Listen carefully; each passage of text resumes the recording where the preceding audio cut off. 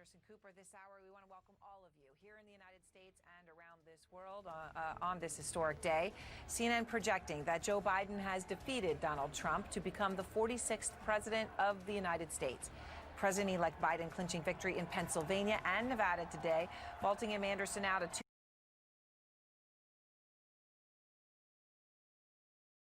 Candidates. More than 74 million Americans voted for President-elect Biden, rejected a second 78 on Inauguration Day by the oldest person ever elected president, and first person of color to be elected vice president. President Trump returned to the White House a short time ago as large crowds amassed at nearby Black Lives Matter. Conduct the vote, and there's no question that there are a greater number of states doing more both early and absentee voting this year because of the coronavirus. So we have to adapt to whatever the rules are in given states. It's not up to the federal government to determine how that's done.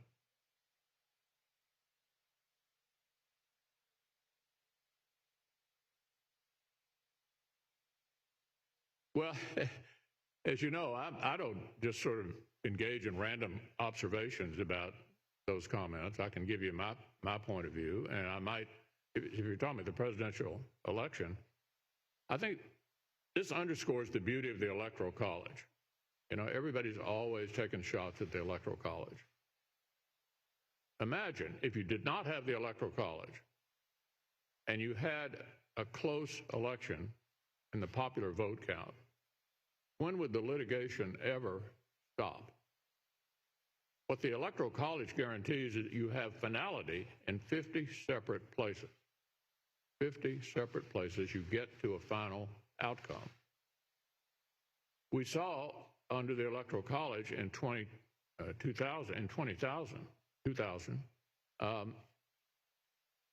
close election in one state created a 5-week challenge to get the outcome in the Bush versus Gore decision. So we ought to be grateful for the Electoral College in a close presidential election like this. There will be finality reached in 50 separate places.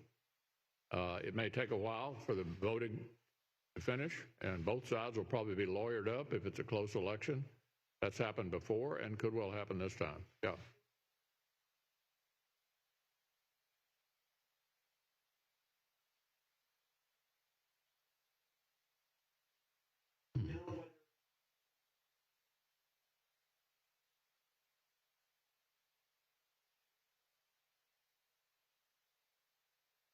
No, I'm not, because the Democrats have got lawyers out there already.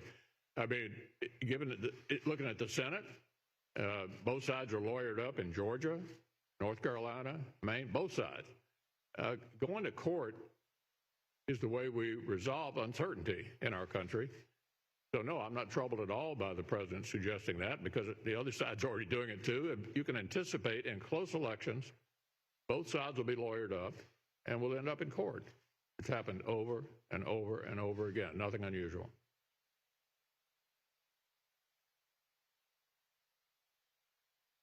I'm having a hard time understanding you.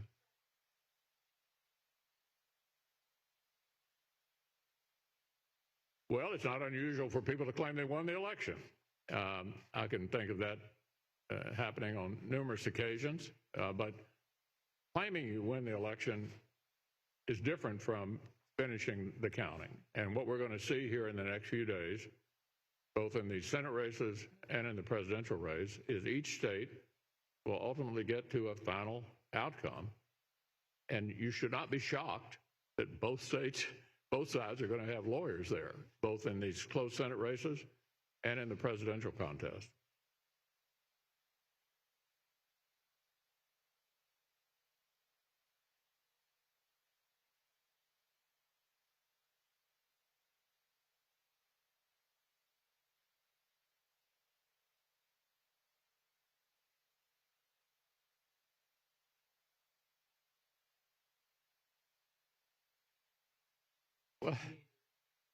Well, but Daniel, the answer is, I don't want to be disrespectful, but I've already answered it. The courts will decide disputes. That's the way we do it in this country. having close disputed elections is not unusual. It happens all the time. So I don't think the president should be criticized for suggesting he may have some lawyers, because the other guys are certainly already doing that. And in a close election, you could anticipate in some of these states you're going to end up in court. It's the American way. Yeah.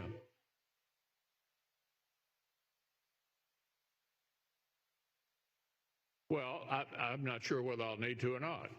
We don't know who won the presidential race yet. We'll see what the American people decide they want their government to be. I don't know whether I'm going to be the majority leader or the minority leader. As I've told you, I've been both. Majority is better, and but we're awaiting the judgment of the American people. Now, on the Senate, there is a chance we will know by the end of the day. I'm told we're more likely to get a definitive answer, and this could be incorrect, by the way, but I'm told we're more likely to get a definitive answer in North Carolina and Maine by the end of the day than we might be able to get a final answer in Michigan, or whether or not we're going to have 2 runoffs in Georgia instead of 1.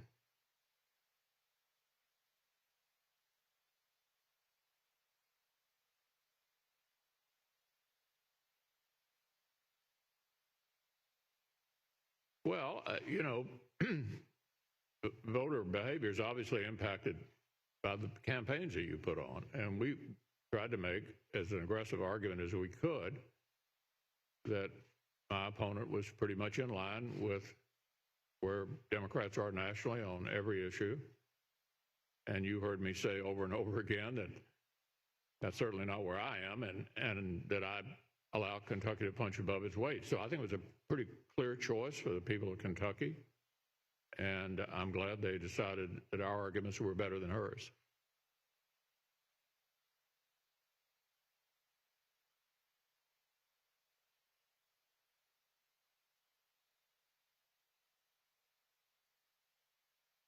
It's been an amazing transformation over my time in the Senate. When I first ran, and by the way, I won by 1 vote a precinct in 1984.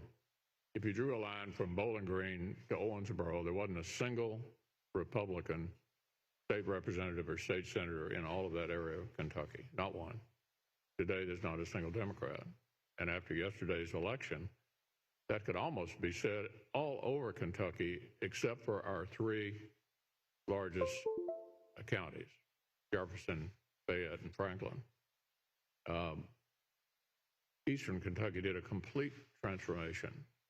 I think that's a legacy of President Obama's war on coal, and then the popularity of the current president added on to that has flipped counties that I used to get 40% if I was lucky in to getting 60 and 70%. So, yeah, I think Kentucky's undergone a political transformation. It was happening. And that same scene tonight, let's hope this holds out, is one of peaceful protest, one of celebration, one of happiness. It is just one of the more remarkable juxtapositions that I can reflect on as a journalist covering this White House for the last 8 years. It is just a remarkable thing to see. What that means for Donald Trump, we don't know. You know, there were some images of the president that were captured by photographs as he arrived back here at the White House, Aaron, and he looked defeated. He looked dejected. He had just come back from the golf course, and this was not the same kind of Donald Trump we've seen before, where at time to time he has a spring in his step. This is a president who's going to have to come to grips with the fact that he is lost. He's the outgoing president. And that has some people, of course, excited in Washington that Donald Trump is leaving the scene. But I have to tell you, I am talking to people inside the administration, people who talk to the administration, who are very worried about what Donald Trump may do over the next couple of months. And we really shouldn't shrink from that storyline. It's something that we're going to have to pay attention to in the days to come, Aaron. All right, and that is going to be really such a crucial question. Jim, thank you very much. So, what you see those, peaceful celebrations outside the White House, and that is the scene we're seeing across this country. Biden supporters, Harris supporters are celebrating. Our CNN reporters are live on the ground for us across this country. Want to go to Vivian Salama. She is outside the White House in that crowd.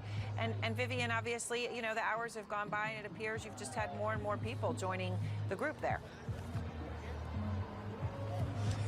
That's right, Aaron. You just heard Jim Acosta describing the scene here over the summer where there was a lot of tension. We saw confrontations with the police. And you're talking about a completely different scene today.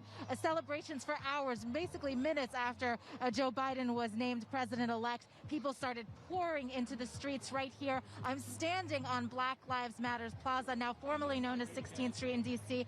And the street behind me goes all the way to the gates of Lafayette Plaza, which is gated off right now from folks. That is right in front of the north side of the White House. And so just for a little perspective, crowds have been gathering all day trying to really celebrate and share in this moment of change and history. And we're seeing a lot of families now too. And here's, for example, well, hi, I'm from CNN. Would you folks be willing to chat? Sure. Yeah, can you tell me what brought you out here today? I would love to understand, you know, what motivated you to come and bring your children here especially. Yeah. We're excited to be here to celebrate democracy today. And we've brought our half-Indian girls here. They're too young to vote, but they can be part of the process, and they can see that a woman can make it to the White House and a half-Indian woman can make it to the White House. They're very patriotically dressed, too. I mean... Absolutely. We got stripes, red and white. She's got her 4th of July outfit on. We're all in red, white, and blue. That's great. That's great. I mean, obviously, you know, Kamala Harris, the first African-American vice president, also the first South Asian vice president, and the first woman vice president, so making history here today. Thank you so much. And that's what you're hearing from folks all over the place here today, is that this is a moment of history. And it's actually worth noting, Aaron, one thing we're not seeing today is also very interesting. We've been walking around the area all day, and we're talking to souvenir shops in the area. And shops that were selling MAGA outfits just 2 days ago have now cleared them. I've spoken to a store owner a little while ago who said that she removed all of her MAGA hats and shirts and things like that. And so right now they're trying to kind of focus on Joe Biden as the winner and not look backwards. Aaron. All right, Vivian, thank you very much. As Larry Kudlow would say, that's free market capitalism for you, Anderson. Maybe they have them just standing by just in case, depending what may happen. Yeah. I want to bring in CNN senior political reporter Nia Malika Henderson, host of CNN Smerconish, Michael Smerconish. Nia, your reaction to CNN, I'm not only just the projection of Biden winning, but it is remarkable, Nia, just to see the number of people still out in the streets, and which it just seems like kind of it is in D.C. especially. It's a Saturday night, so I think it's Saturday night. Is it Saturday night? Is it? What day is this? I think it's Saturday. This is Saturday, isn't it? We've been here since Tuesday. By the way, this is a sign of how long we've all been here. No one here can tell you. Yeah, I think it's Saturday. It's just incredible to see so many people out in the streets.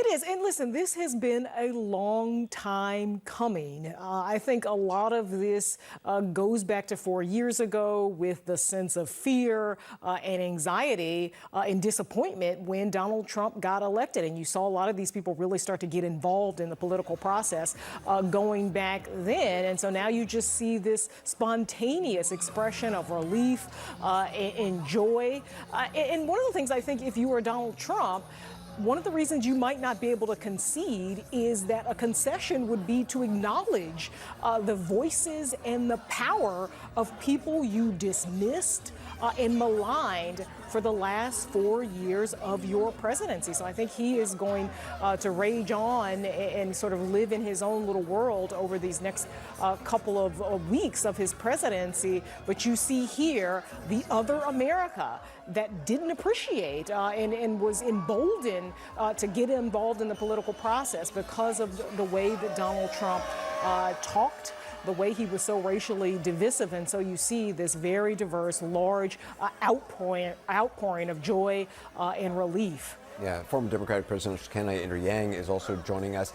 Andrew, I mean, for a president who focused so much on, the size of his inauguration crowd, the size of the number of people who turned out to vote for him, it must be particularly galling to know that Vice President Biden, now President-elect Biden, received more votes than any other candidate in American history.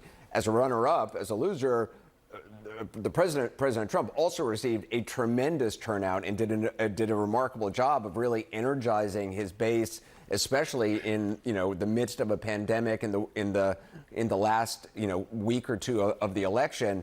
But still, the turnout for the popular vote, the turnout for President-elect Biden was larger, and in the states where it was most important, it was larger as well. Well, it must be difficult to ignore a massive crowd outside the White House, jubilant about your defeat. He did get over 70 million votes, Anderson, and that really was telling to many of us, because despite the jubilation of today, Democrats did not gain the seats in the House they thought they would. They lost 6 or 7 incumbent races. They are on the verge of not being able to get the Senate. So in a way, it's funny. It's like, though you're on the winning side on this one, it's hard to feel 100% celebratory, despite the fact that defeating Trump is an enormous deal. And it's like a cloud is lifting for many, many Americans.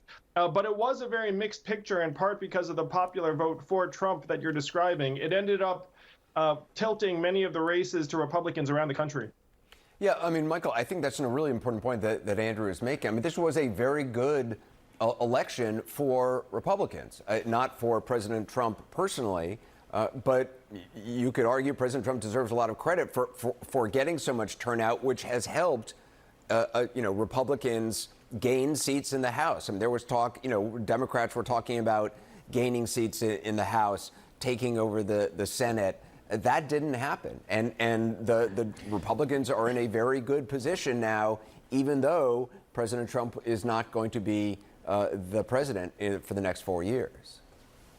Strangely, if you could have awakened on Wednesday morning and said to someone, okay, Republicans picked up in the House, Republicans apparently will maintain control of the Senate, gain in a gubernatorial mansion, and also control more state legislatures, now tell me who won the presidential race, I think you'd fill in the blank and you would say Donald Trump. So your point, and Andrew Yang's point, is well taken. And by the way, maybe the reason that the Republicans had a good night was because they were ultimately going to lose at the top of the ticket. I think there's an argument to be made here that there was a check put in place that voters, a majority of voters, they wanted Joe Biden to be the president, not Donald Trump, but they didn't want to give him a blank check.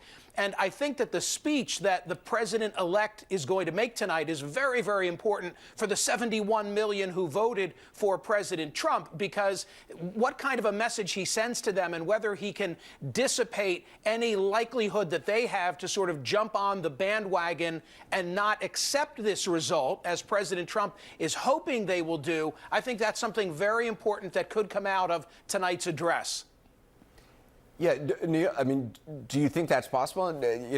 Again, if President Trump was a different candidate, was a different person, he might have been able to say, I didn't win, but I'm so proud and thankful for all my supporters who turned out and helped Republicans gain seats in the House, who blocked Democrats from taking over the Senate. I mean, that is a pathway for President Trump to leave office, but still with being proud of what he was able to do in a race that even he did not win.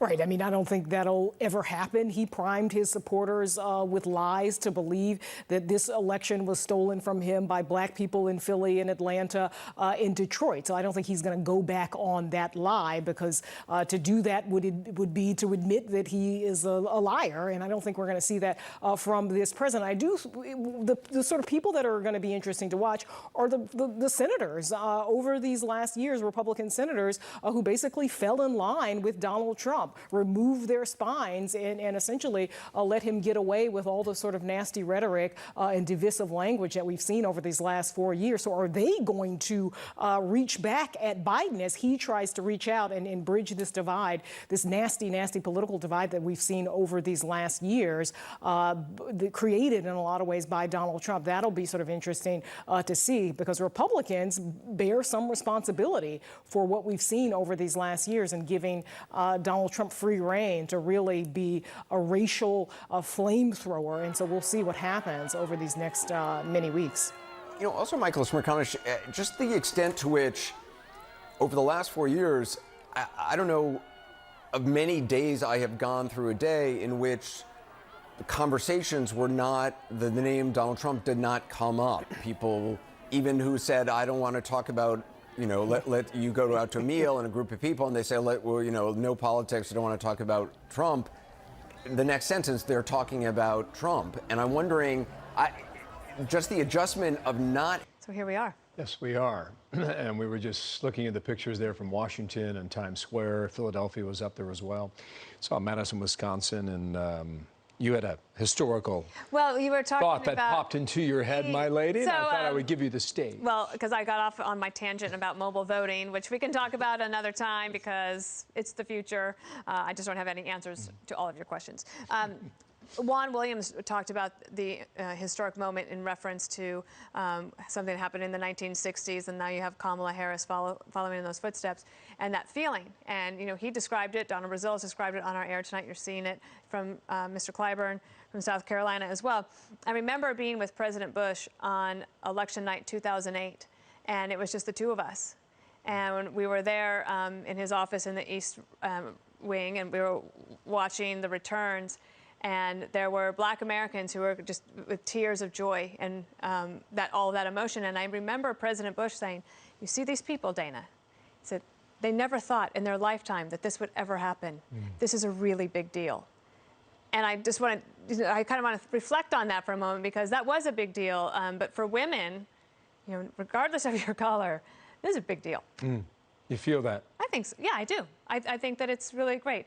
And Allison is nodding, or she's nodding as well. It's a big deal. The other thing that is a big deal is the pace of America. And Donald Trump has a pace that has been unmatched. Never seen energy like it. In American life, we can agree on that. And Joe Biden is different.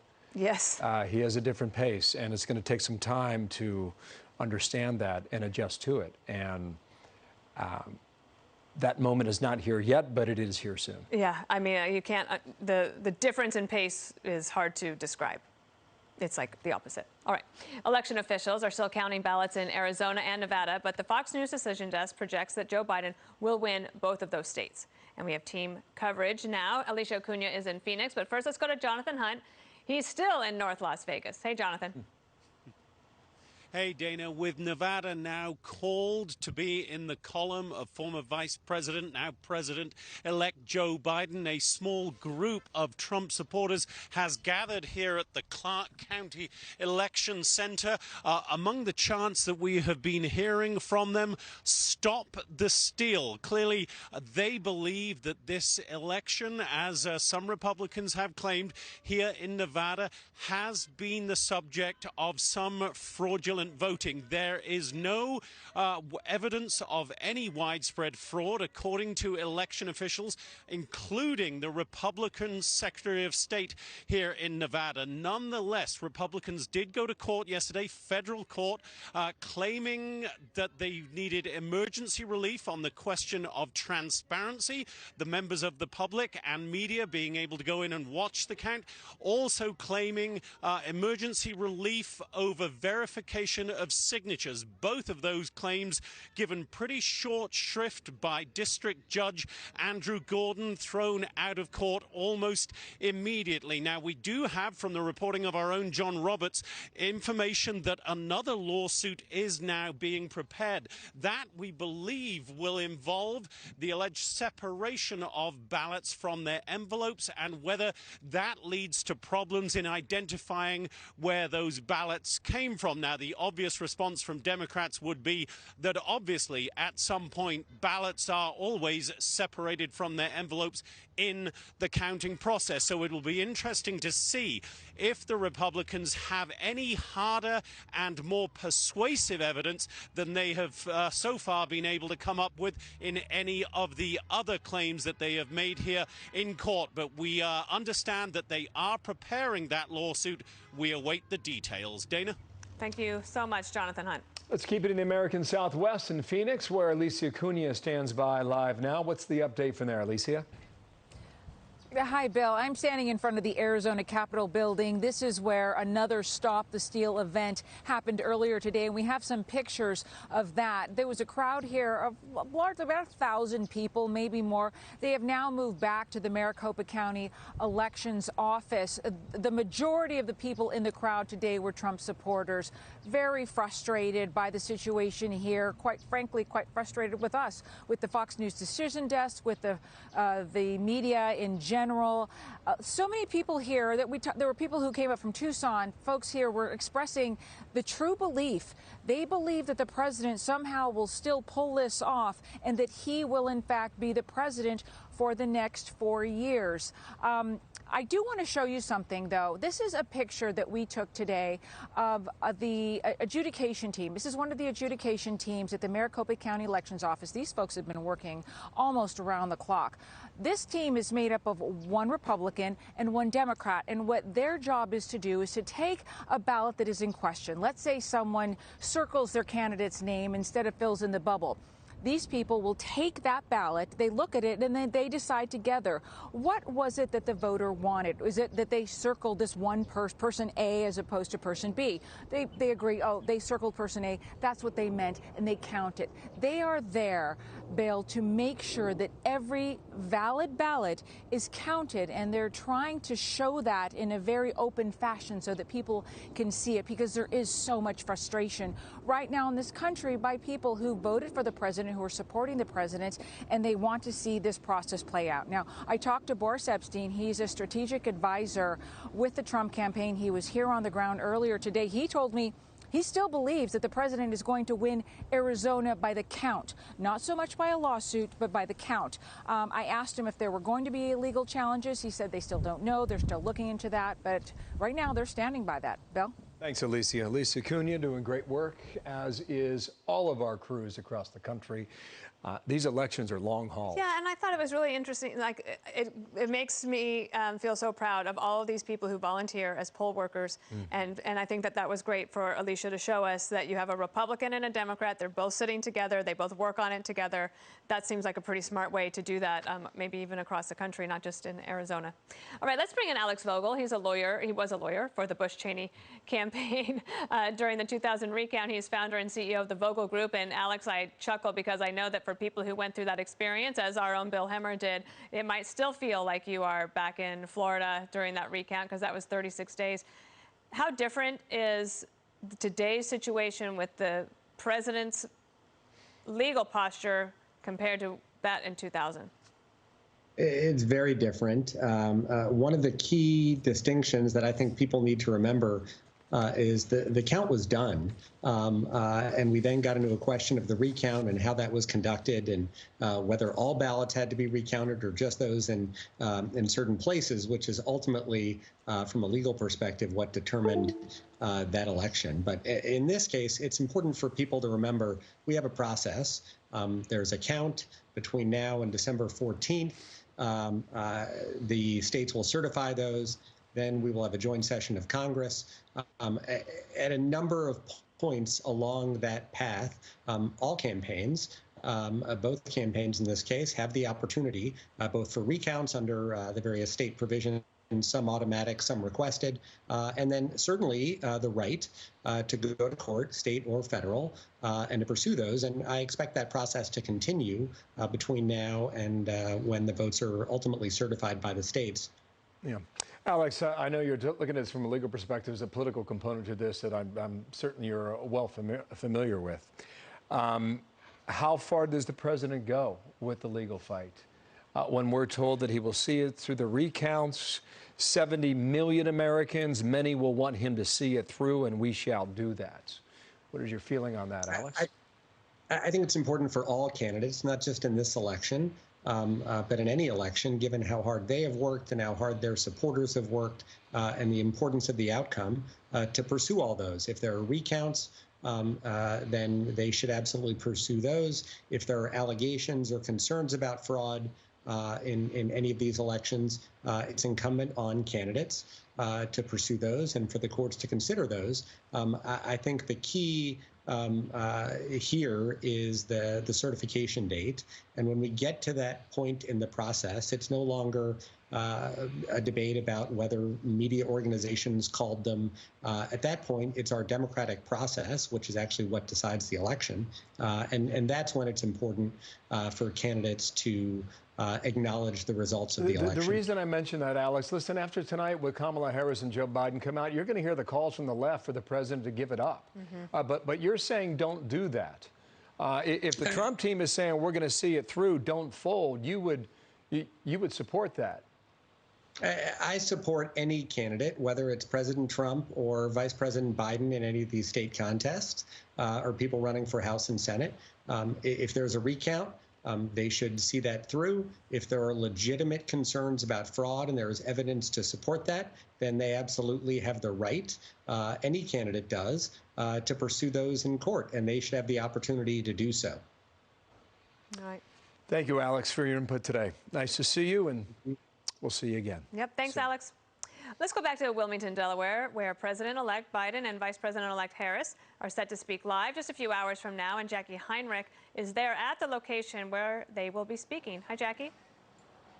Hi there, Dana. Yeah, this parking lot behind me is beginning to fill up. The music is playing. It's finally going to have the celebration that the stage was set for on Tuesday, if you can believe it. They've had to do sound checks every day leading up to this moment, but tonight is finally the night. I've been talking to a few sources, and I have some information on what the two speeches are going to focus on tonight. They're going to have very different themes. We do expect the former Vice President, now President-elect Joe Biden, to focus on unity and healing themes. He has said over and over that he will work as hard for people who didn't vote for him as he will for those who did vote for him. And he's going to be making an appeal to this moment, similar to what he said last night, that the votes that have come in, they are a mandate that the country does not want to see more of this division, that his presidency will be about uniting people.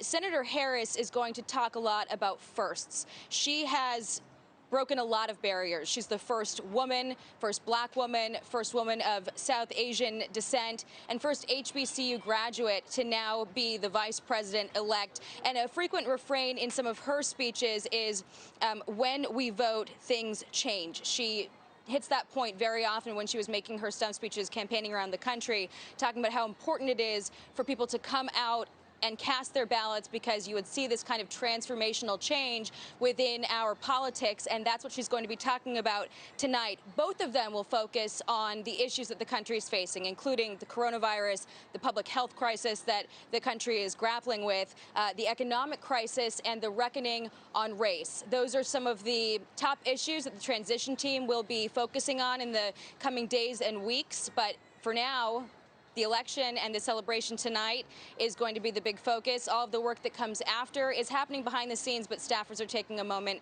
to celebrate and take in this moment, which, by the way, Joe Biden has chased now 3 times and becomes the president-elect 48 years to the day that he was first elected to the Senate, Dana. Yeah, amazing anniversary. Thank you so much, Jackie. Thanks, Jackie. I want to bring in Katie Pavlich back to the conversation alongside Mark Thiessen, former speechwriter for President Bush, and Mo Alithi, former DNC comms director. Andy McCarthy also joins the conversation, former assistant U.S. attorney. Hello to all of you and good day. And Mark, I want to begin with you. I want to reflect a little bit on, you go back to Inauguration Day in 2017. The day after that inauguration, you remember when Sean Spicer came in the briefing room and it was yesterday. Yeah, just let everybody have it about the turnout for the inauguration, and we can debate whether or not the numbers were where they were or where they were not. But that day also in Washington, D.C., you had hundreds of thousands of people who converged on D.C. in the dead of a January winter. It was the Women's March. And that was the first shot fired of the resistance against this.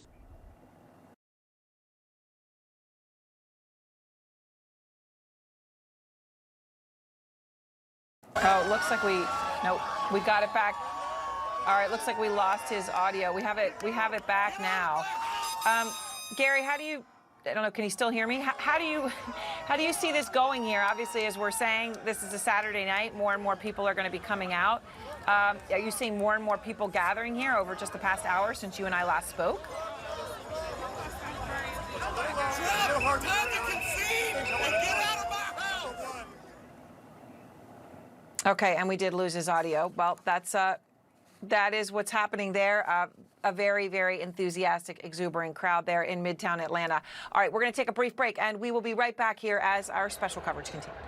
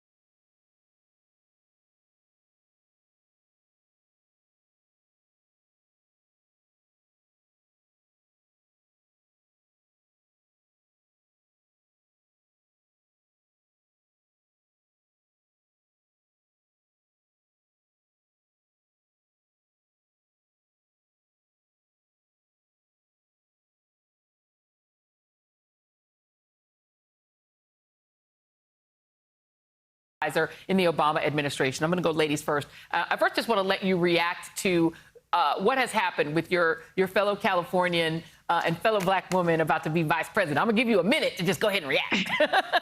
Well, I just have to tell you, it's a glorious moment. We are celebrating here in California and in Los Angeles. Everybody is tweeting and talking to each other. So we're very proud. And also from the CBC, remember now. Oh, that's right. Congressional Black Caucus in his house. We know that's right. Okay, amen to that. So let's first talk about this transition. You know Vice President Biden very well. You are a longtime friend and ally. How do you think he comes in and does this? Because, listen, people were like, don't dunk on Trump voters. And people were like, why not? I mean, people are not really feeling a whole lot of charity toward people who voted for Donald Trump right now, understandably, given what's happened over the last 4 years. But Biden seems to be the type who wants to do the with malice toward none thing. How does he pull that off without enraging the people who voted for him? Well, I absolutely expect that is the way that he is going to lead. And that is exactly what the country needs right now. The country needs to heal. We need to lower the temperature. And then remember, our number one problem is the fact the 230,000+ Americans that have died. And I do think that, first of all, we have seen him, as he has spoken periodically throughout this week, assuming the position and the behavior and the tone of a president. And I think that's what he's going to do. I think that his administration is going to be very diverse, the exact opposite of the Trump administration. It's going to look like America. Yeah. Ben, I'm going to let you dunk a little bit, too, if you like, as you answer this question about how, because listen, the Obama and Biden administration is probably like, we back. Okay, so I get it. So if you want to dunk, feel free. But I mean, there's a very serious issue. There's some very serious issues, to be serious for a moment. You know, Joe Biden is going to come in. Here's the death tolls again, 9.867469. That's the number of people who have COVID. 238,216 people have died already. Biden already has announced he's going to have a task force that's going to be led by 3 co-chairs. Here's the co-chairs: Surgeon General Vivek Murthy, former Food and Drug Administration Commissioner David Kessler, Dr. Marcella Nunez-Smith of Yale University. And he said that he's doing that first. That's the first thing that he announced. I assume that you think that that's just going to be job 1, 2, 3, 4, 5. Yeah, no, absolutely. But they've been preparing for this. And you mentioned the Obama-Biden administration. You know, he has people around him as well who were involved in the effort to stamp out Ebola, who've been advising him over the summer. He has a lot of talent that he's bringing into the administration with him, starting on day one. And I think the task from now to January 20th is for them to get up to speed, get into agencies, figure out what the state of that response is. And here's the thing, Joy, for the first time, they will be listening to those scientists, the people who've been ignored for the last 7 months. We'll suddenly have people listening to them so that we as a country can get our arms around this on January 20th. And I think people will see very quickly how irrelevant Donald Trump becomes. Yeah. I've been there in a transition when you make the turn from being a candidate to being a president-elect. The trappings of the office start to surround you. You start to draft executive orders, and I'm sure they're drafting them up to reverse the Muslim ban, to re-enter the Paris Agreement, just as they're preparing for the pandemic. You start announcing your cabinet. And the center of political gravity is shifting dramatically now to Joe Biden. And when he raises the hand to take that oath, January 20th, he's going to have an enormous amount of momentum. He's going to have the biggest vote total of any person ever elected to the office of the presidency. He's going to have this kind of cathartic euphoria that you see behind him in the streets of our country right now. He's going to have the support of the world. And you've seen a flood of statements from world leaders who want America back, who want to work with America. And frankly, the people around the world who are looking at these scenes and seeing, wait, this is the big multiracial, multi-ethnic democracy that we love and admire. This is not the antithesis of that we experienced the last 4 years. So he's got a lot on his plate, but he's going to get a lot of people behind him, a lot of expertise and on his team. And frankly, I think he goes into this as qualified and prepared for this job as any person who's ever taken that office. You know, and I think to that very point, Representative Bass, I mean, he, to me, is very similar to an LBJ, who was also Senate Majority Leader, actually, when he was there. So he really knew the Senate, knew it, in and out. He knew Congress very well. How do you think that sits him in a position to deal with the ogre that is Mitch McConnell, who has shown no interest in the American people's welfare, who's shown no interest in doing a COVID relief bill, who's shown no interest in doing anything other than stacking the federal judiciary? How do you expect Biden to deal with the likes of him now that he's reelected? Well, first of all, I think, of course, the good news is that we still maintained our majority in the House. We still have Speaker Pelosi at the helm. And I am very hopeful, given that he has known Mitch McConnell for decades, that he will be able to leverage that there's so much goodwill for him in the Senate because there's so many historic relationships there. So I'm hopeful. I'm hopeful that Mitch McConnell might decide to govern, might decide to do something other than confirm judges. How about passing the HEROES Act, the George Floyd Justice and Policing Act? I'm sorry, Representative, seriously, though, I mean, on a real, I know we're feeling good today. We're all high on excitement that we finally maybe have saved democracy, that, the voting MVPs got there. But you and I both know that Mitch McConnell could give a damn about passing a HEROES Act, could give a damn. Seriously, H.R. 1, he said, was dead on arrival because it has too much Voting Rights Act stuff in it. This man does not care. And he doesn't, and now he doesn't have to ever face the Trump base ever again in re-election. He's 78 years old. He's in there probably for life. What incentive would he have to do a single thing other than sit back and do an evil laugh for 4 years? Well, again, I am certainly hopeful that will change. But how about this, Joy? How about the fact that I'm not willing to concede that Mitch McConnell is going to be the majority leader? We do have these 2 seats, and frankly, a lot of accolades needs to go to Stacey Abrams for her work in Georgia. Amen. But, we all hands on deck for these 2 Senate seats. And if we win these Senate seats, then it's not an issue about Mitch McConnell, because we'll have Vice President Harris to break the tie. We'll see what happens. Congresswoman Karen Bass of California, Ben Rhodes. Sorry, we wish we had more time, but thank you both very much. Up next, the world reacts to the election of Joe Biden as the 46th president of the United States. Say that again, President Biden. And no one, not a single person, believes not a word of Trump's rhetoric about fraud.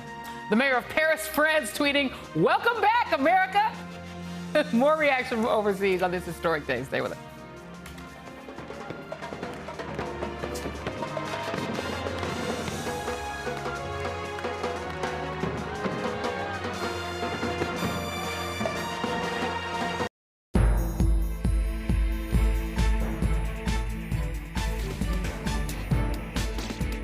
You're watching MSNBC International.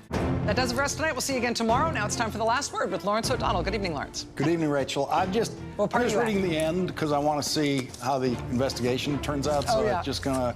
I can tell you what the last few words are. Toward the end of this book, James Comey says, "I am writing in a time of great anxiety in my country. I understand the anxiety, but also believe America is going to be fine." So there's that. Sleep tight, everybody. Good evening, Rachel. Good luck getting through your show without 18,000 pieces of breaking news. I was just going to say, lucky you, Joy. Got to be sitting in for Chris tonight while 10 major stories break all at once, all either in the hour before you're on the air or while you're there. Chris got me. He got me good. You're amazing. He said, I need somebody with 6 arms to juggle the show, and Joy keeps those 4 in reserve. They're going. Yeah. Thank you, my friend. Yeah. Pass. Cheers. Have a good Thanks night. a lot. My new daughter, she was born on March 9th. And for a new mom, here's one. I'm alive, and so is my kid. And if the color of my skin were different, I'd be twice as likely to have died giving birth.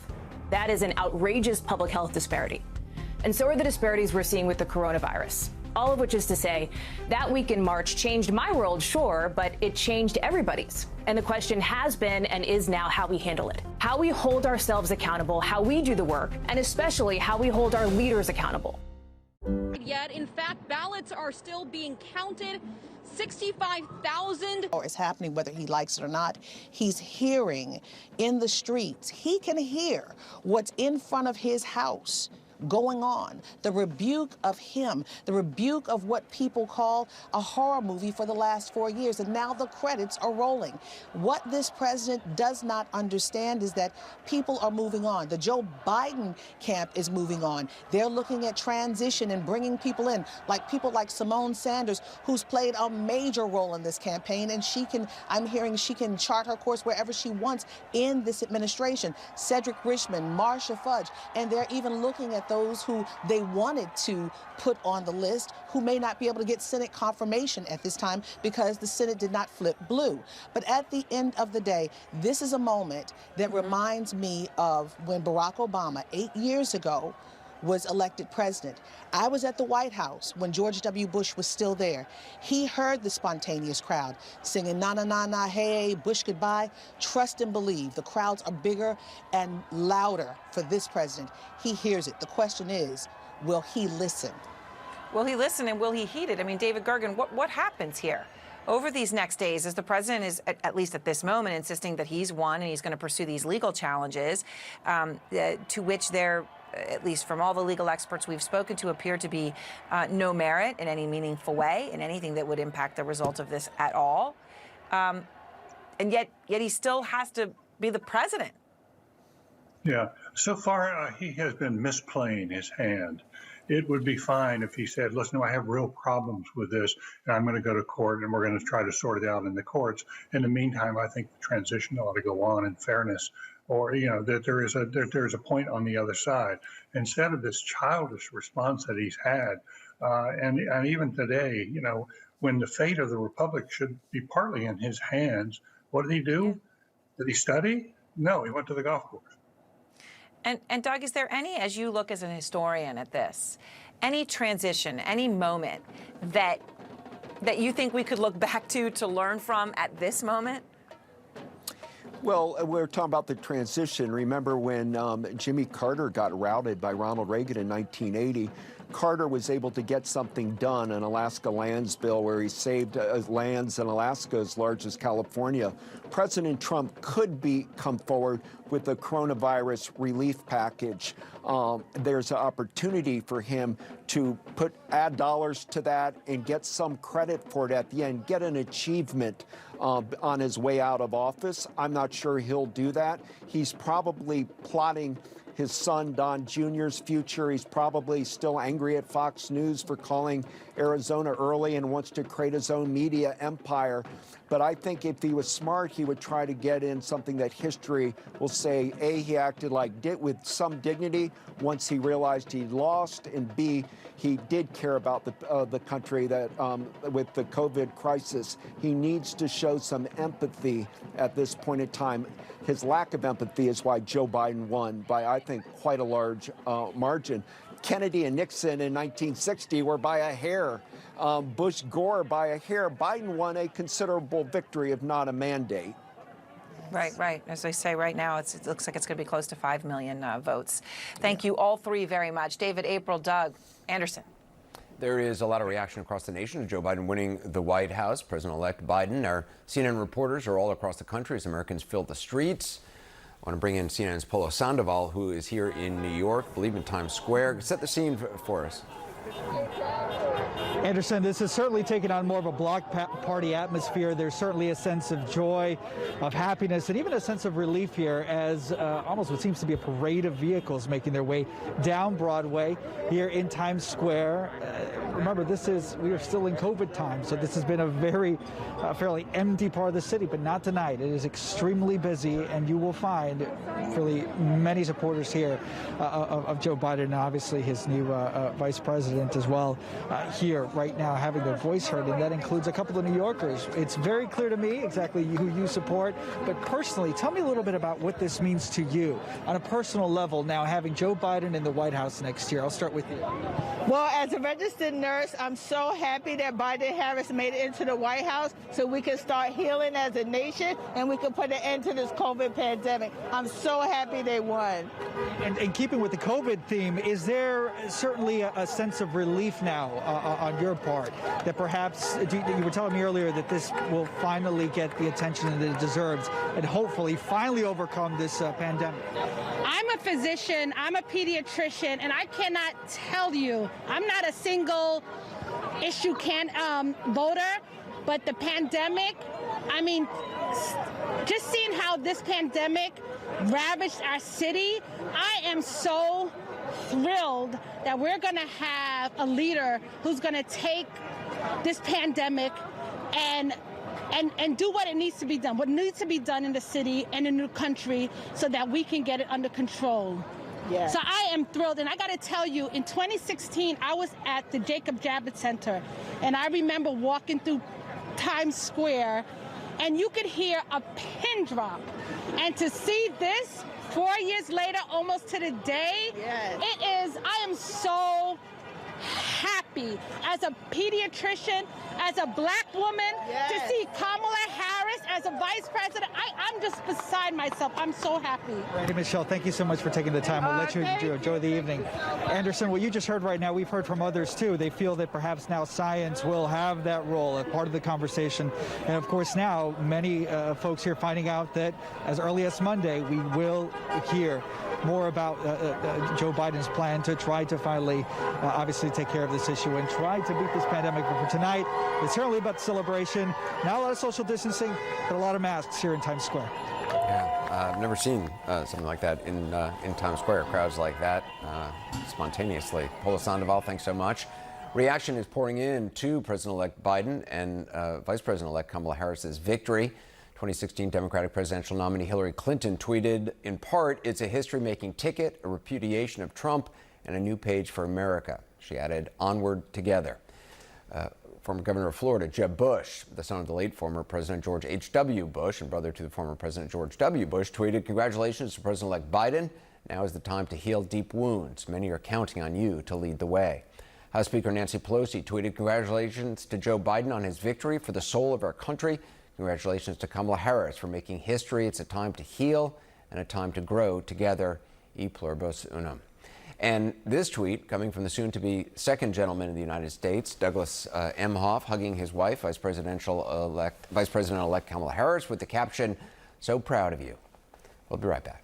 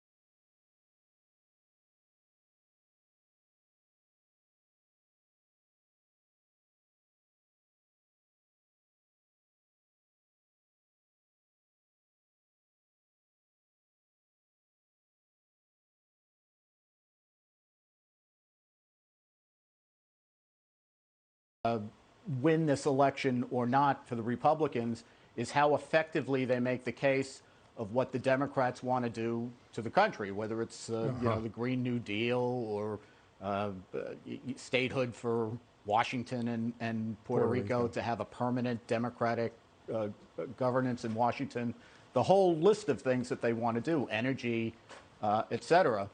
To me, that's a much stronger case, and it's really in terms of, President Trump just got 70 million votes. I think the reason he got 70 million votes is there's a lot of people like Trump, but there's a lot of people who came home because he was the difference between that agenda being enacted or not.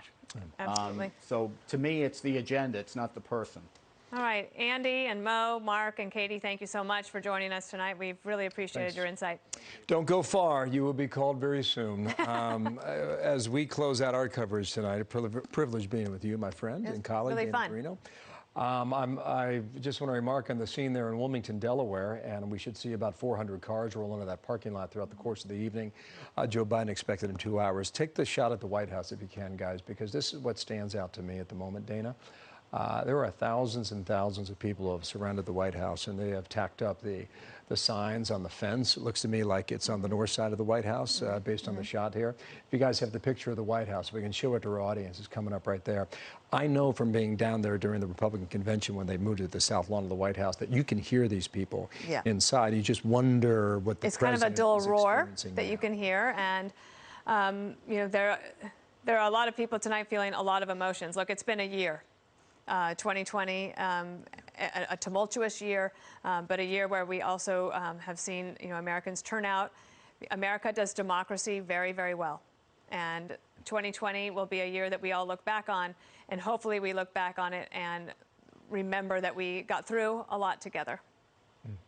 And we shall again. We shall, indeed. The thing that I came to understand in Washington, D.C. around the White House is how much of a mess it is there, and how much of a mess it is here in New York City. And you drive up and down the avenues and see the amount of plywood that was put up. The NYPD put out a notice about 2 weeks ago, and people paid attention to that. Now, I don't know at what point that plywood comes down, but I hope, for the sake of our country, I hope it is soon. Everybody should stay well, and remember, we're all Americans here. Yep. We've got to run. Shannon Bream and John Scott pick up our coverage. It is election week in America. We'll see you soon. After days of uncertainty, Joe Biden has been elected the 46th president of the United States. Fox News projects he will win Nevada and Pennsylvania, giving the former vice president the electoral college votes needed to win the White House and deny President Trump a second term in office. Good evening and welcome to special coverage of Fox News Democracy 2020. I'm John Scott. And I'm Shannon Bream. Celebrations and some protests in the streets as reaction continues to pour in from across the country and around the world. The president-elect and Kamala Harris, who makes history as the first woman and first woman of color vice president-elect, are expected to speak tonight at 8 p.m. Eastern in Biden's hometown of Wilmington, Delaware. But President Trump is not conceding the race, instead promising to continue to fight. We have Fox team coverage, Alex Hogan live in New York City, Eric Shawn in Philadelphia, and John Roberts at the White House. But we begin with Peter Doocy live in Wilmington, Delaware. Good evening, Peter. Shannon, good evening. This campaign kicked off just a few blocks away from here in 2019 at the Wilmington train station, and it is going to end tonight in this parking lot that is wedged between an events center and I-95. In between, of course, there has been a pandemic, but the Biden message remained remarkably consistent that he believed he was in a battle for the soul of the nation, that character was on the ballot, and that the United States could survive 4 years of Donald Trump, but 8 years would just be too much. He has long claimed that there are many Republicans in Congress eager to work with him. Now we are one step closer to seeing if that's true. And based on what we've heard today from the president-elect so far, his remarks this evening are going to include a call to unite as a country and to heal. This is the kind of speech where a nominee would typically talk about getting a phone call from their opponent. We don't expect to hear any talk like that this evening. The president-elect has been home here in Wilmington all day, about 20 minutes away, and he shared a photo wearing a ball cap that says, "We just did," above a 46, as he is going to be the 46th president. We know that he has spoken to Barack Obama and Kamala Harris, his running mate, among others so far today, and her first remarks as the first ever female vice president-elect and the first ever black vice president-elect are going to come immediately before Joe Biden, just after 8 o'clock tonight. You can see behind me 400 cars started trickling in about an hour and 15 minutes ago. They're going to see speeches and a brief fireworks show, and they are going to be joined by some Biden supporters who are going to beam in remotely via Zoom based on some tests of a projector up against the side of one of these buildings that we have seen over the last few days. And based on everything that we know about Joe Biden and that we have learned about him in the last year and a half on the campaign trail, his celebration this evening, whether it's here or back at home afterwards, is going to involve a lot of ice cream. Shannon. Okay. Peter Doocy live in Wilmington. We'll check back with you. Thanks, Peter. Meantime, President Trump insisting the election is far from over as his campaign pursues legal challenges in several states. Chief White House correspondent John Roberts has more from the North Lawn. John. John Shannon, good evening to you. Not that he needs the encouragement, but I am told by sources that the president's family is really encouraging him to continue the fight against the current vote count. In another tweet that was flagged by Twitter today, the president writing, quote, "The observers were not allowed into the counting rooms. I won the election, got 71 million legal votes. Bad things happened, which our observers were not allowed to see. Never happened before. Millions of mail-in ballots were sent to people who never asked for them." The president plans to stick with that fight for the foreseeable future as new legal challenges are filed. One just announced in Arizona, alleging that a lot of in-person overvotes, as they're called, were rejected. There are also new lawsuits being filed in Pennsylvania and Nevada, recounts in Georgia and possibly elsewhere. Rudy Giuliani insisting that there are hundreds of thousands of votes in Philadelphia and Pittsburgh that were entered into the system without being inspected. Listen here. They conducted themselves in a way that suggests that there was fraud. One of the things that does involve fraud is not making it possible for the people who are supposed to inspect. That's a fraud. That's a fraud on the voters. It's unclear how long all of this will take. People who are working on the president's behalf tell me that they believe that ultimately this is going to end up in the Supreme Court. But a number of people who are close to the president are making it clear that if at the end of this process, Shannon and John, there is no path for the president to get a second term here in the Oval Office, that he will graciously concede the election and work on a peaceful and appropriate transfer of power. Now, the president may also, through this legal action, find that there is a path to a second term at the White House, but to get to that point is likely going to take some time, so don't hold your breath just yet. John? Chief White House correspondent John Roberts. John, thank you. Well, a lead of more than 34,000 votes in Pennsylvania for Joe Biden, leading to the call there in his favor. The state's 20 electoral college votes putting him over the top for the 270 needed to win the presidency. Senior correspondent Eric Shawn is live in Philadelphia with reaction there. Hey, Eric. Hey, Shannon. Well, you know, 233 years ago, our nation's independence was born just blocks from where I'm standing right now at Independence Hall. And now democracy is playing out here on the streets of Philadelphia. We're at the Philadelphia Convention Center where the vote counting is still continuing, 30,000 to go. But you know, on Monday, the focus will go from the counting room here to the federal courthouse. That's because Trump lawyer Rudy Giuliani plans to file a lawsuit against Philadelphia officials. Earlier today, Mr. Giuliani was joined by Trump campaign officials Corey Lewandowski and Pam Bondi, alleging a slew of voting improprieties, insisting that Republican observers are kept too far away from the ballot counting to properly count the votes. Take a look at this photograph I got from a Republican poll watcher. This was his view of the ballot counting. Does that look like it's close to you? Well, the Democratic watchers were standing in the very same spot as their GOP brethren, by the way. But Giuliani says no one could really check anything. Talking to these folks, there's a lot of smoke now coming out of this car that's revving up his engine, so I apologize for that. I'm going to try and get one more interview in, but I do want to mention Howard University alum right here.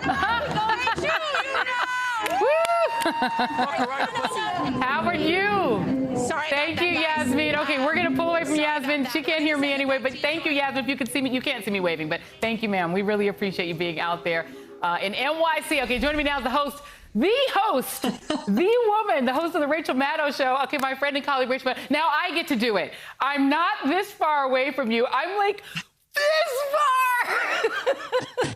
Far. Joy, you look fantastic. Your glow, I can see from here, not looking through the screen. You are nuclear powered, Joy Reid, right now. You could light up a small country. This is called sleep deprivation. I've stayed up for 447 days waiting for this election to be over. And so have you. So, okay, Rachel, first of all, we miss you terribly. I wish that we had Nicole in a third box because I feel like now the three of us are bonded for life. I loved covering this election with you and all the debates and everything. So I want to first just big you up because you are amazing. You're like a machine of information. I just cheat off your paper for that's the dirty little secret. Don't you think though that we are gonna need to fake some debates or something? Like we're gonna need to gin up some reason for us to pull the power trio together again. 1,000%. We're gonna figure out something because listen, some crises, Donald Trump never lets us down. He's gonna come up with something. So let's talk about this, because this was the thing that we've been going through with the brilliant Steve Kornacki, who the thirst for him on this phone, I won't answer them anymore. I can't get nobody his number, and neither can Rachel. Okay, stop asking us. But what he was doing as he walked us through the sort of minutia of trying to get to 270, do you think in the end that process sort of was a civic engagement exercise that helped people to accept this moment, or made it maybe harder for people when it finally got here to accept it, if you know what I mean?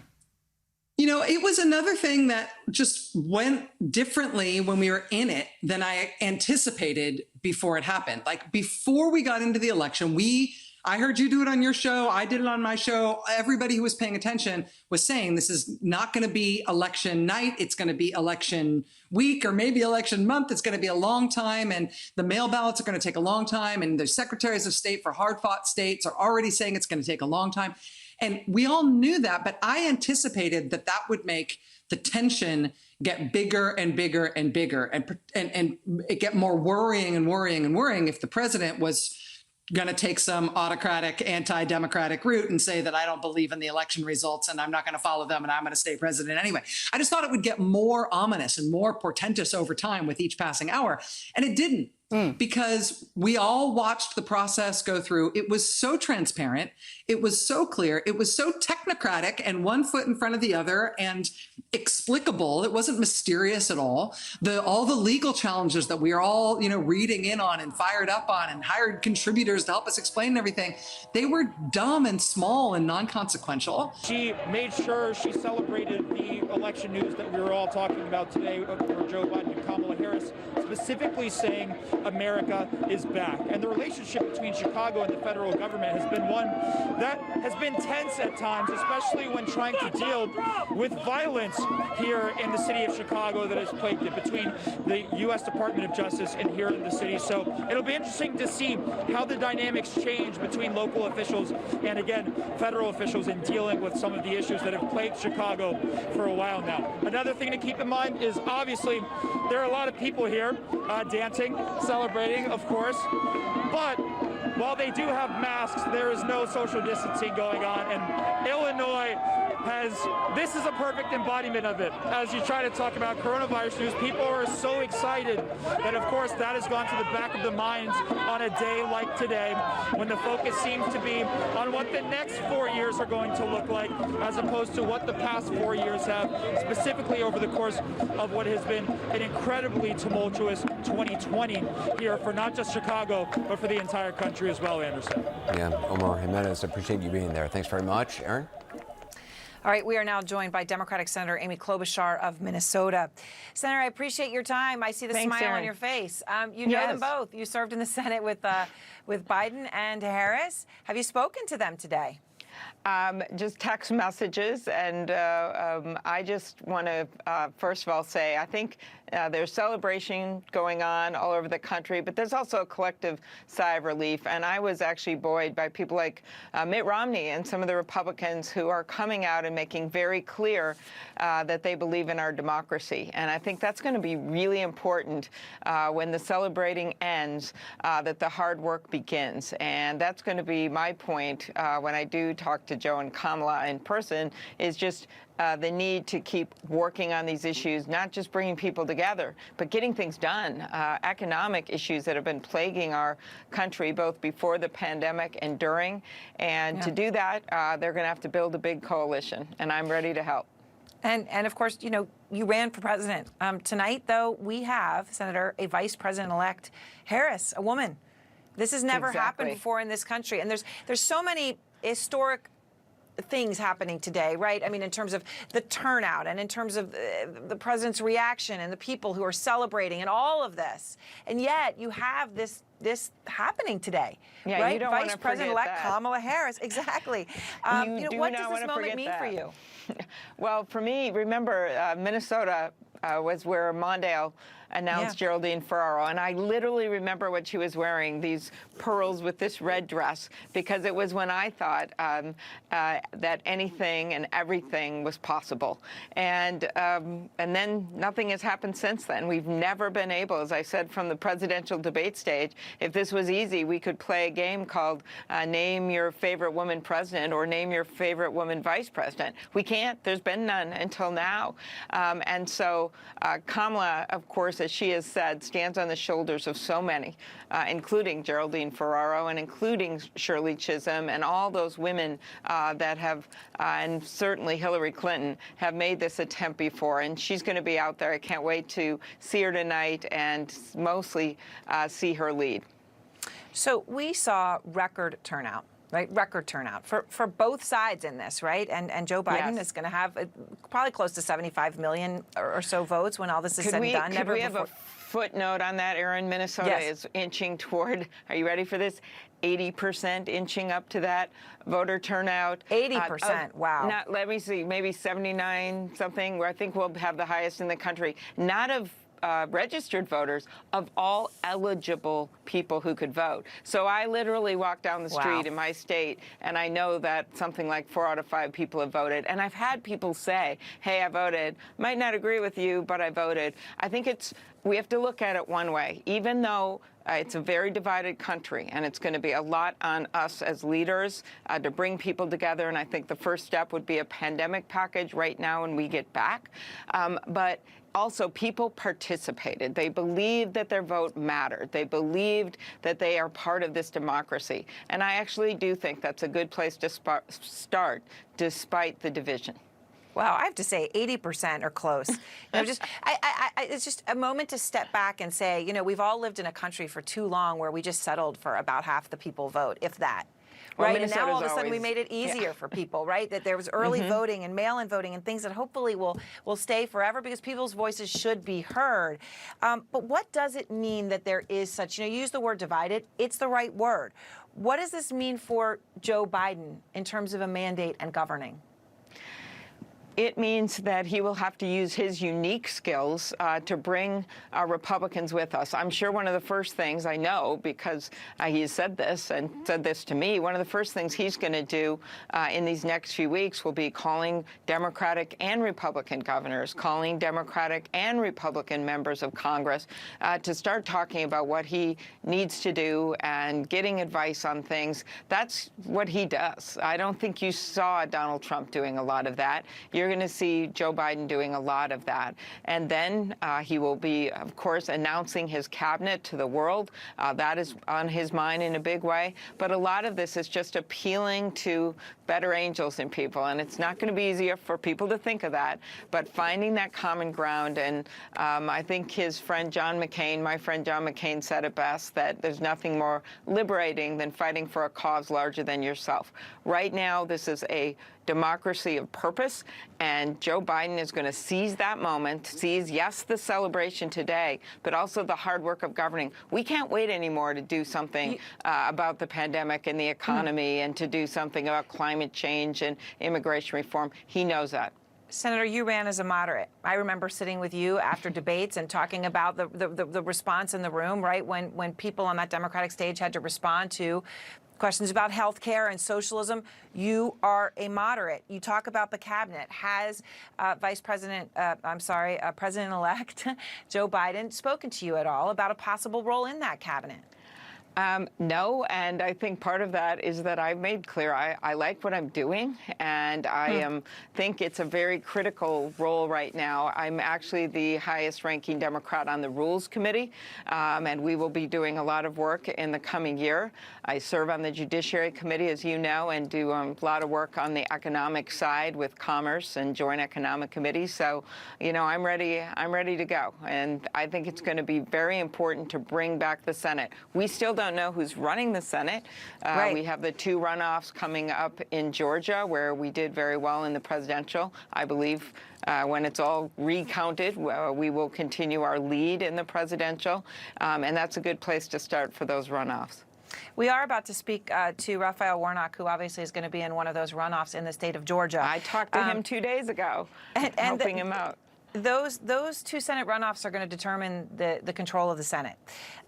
Some Republicans have argued, look, a Republican Senate actually better for Biden. It will enable him to be more moderate, to govern as a moderate, to temper the far left of his own party. Do you see anything to that?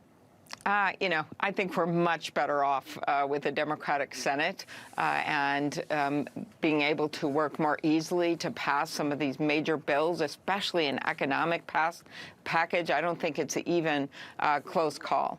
But again, even in that situation, Joe Biden will have unique skills in working with Republicans, and we're going to have to keep that up because that's going to be part of the beauty of what we need to do in the next 6 months.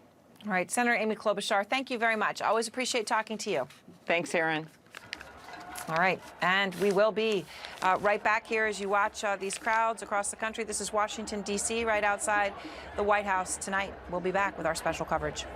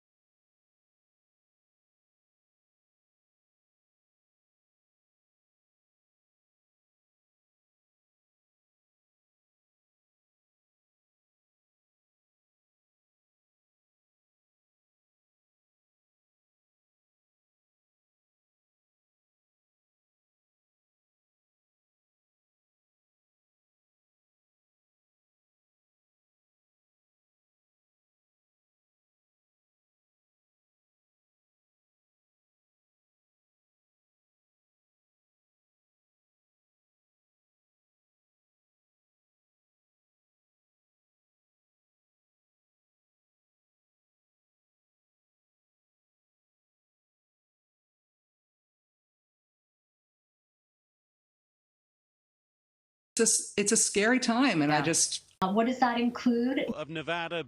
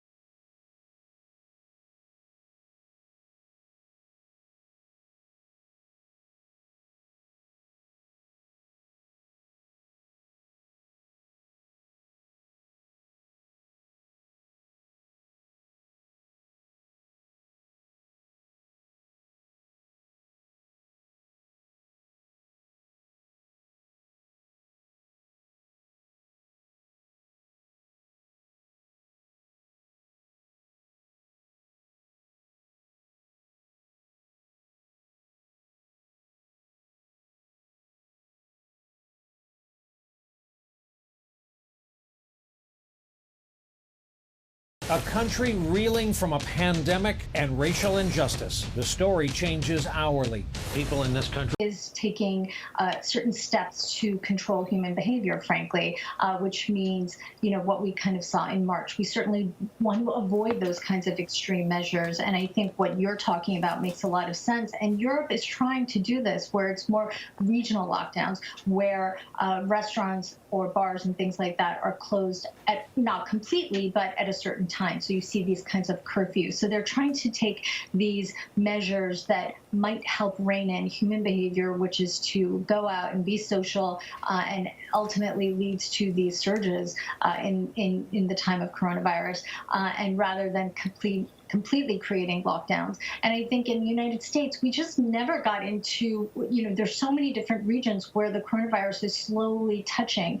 And I think that reflects on what sort of happened with the election, like people who experienced coronavirus firsthand with friends and family members or their healthcare workers, they might view it differently than, some of these Midwestern states where it's only now we're seeing some of the really high surges happening. So those are smaller countries, and I think that they are handling it more regionally, whereas it's still, it's still touching some of the places in the United States for the first time, and that sort of lag has led to this sort of constant surge that we see in the United States now with these, crazy high daily case rates, which it's kind of. We want to take you to Wisconsin, where officials are giving an update on the vote count there. Let's listen in. Unofficial being the key word, to their county, and the county then posts the unofficial results by reporting unit on their website. There is no certified election night aggregate of results. That is according to state law. That is not a process that we made up or adopted. That is according to state law, and we followed state law. Part of democracy is following the laws that have been prescribed by our elected lawmakers. And the elected lawmakers have prescribed this process for canvassing in our jurisdictions. I'm incredibly proud of the work done by Wisconsin's election officials, and I feel 100% confident in the election that they conducted, and that the laws that are established by our elected lawmakers were followed in yesterday's election. So there's no calling elections at the state level, right? That's called certification. And certification is a very meticulous, careful process that commences with the certification at the state level on December 1st. Up until that point, there is no statewide aggregate, there is no calling of the election. Any of those predictions that you're hearing are predictions by the media and other groups based on unofficial results. And I just think that's so important. And I know for so many of us, we've spent the last few months talking about this on end, talking about the mechanics of how the process works. And so I think, as we head into today, it's really important to continue to convey that message that we've all been working so hard to understand exactly how the process works and bring those mechanical facts to Wisconsin voters. Unfortunately, earlier this morning, I may have misspoken about all of the unofficial results being in from our municipal clerks around the state. So again, we have 1,850 municipal clerks around the state. And it looks like, according to looking through, again, all those county websites, that every single one of those jurisdictions has submitted their unofficial results, except for one tiny township of less than 300 voters. And they're working to get their ballots finished and counted and posted as we speak. And so beyond that, we have no reason to believe that there are any other ballots that have not yet been counted and included as part of those unofficial totals.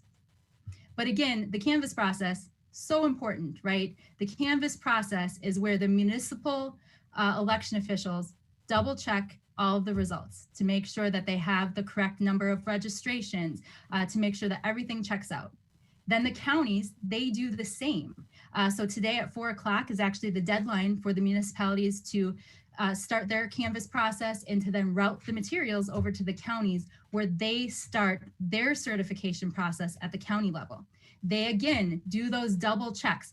All this publicly observable. You can go watch in your local communities. If you're skeptical about the process, engage. You can go watch the process in your local community. And so then it goes to the county level. They do their double checks. From there, it comes to the state. By state law, on December 1st, at the public meeting of the Wisconsin Elections Commission, is when those results are certified. And that's when we will have the official winner. We'll have the official results of the election at that December 1st meeting as prescribed by state law. And so with that, I don't know, Reed, if you had any other background you want to lend, then we can open it up for some questions. Sure. Just the only other thing to let people know is that the results that you're seeing reported on websites and newspapers, on cable TV, whatever, those are numbers that are based on news gathering. The Associated Press, other news gathering organizations get those numbers from the counties. They aggregate them, they report them.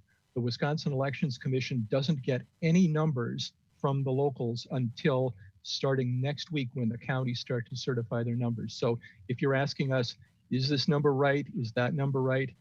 The numbers that you're seeing are from the news media. They are generally very accurate, but they're not official, and we don't have reports in from the counties ourselves. So that's just something to make sure that you all know. So if you want to take some questions, Megan, the first one is from Nick Bohr.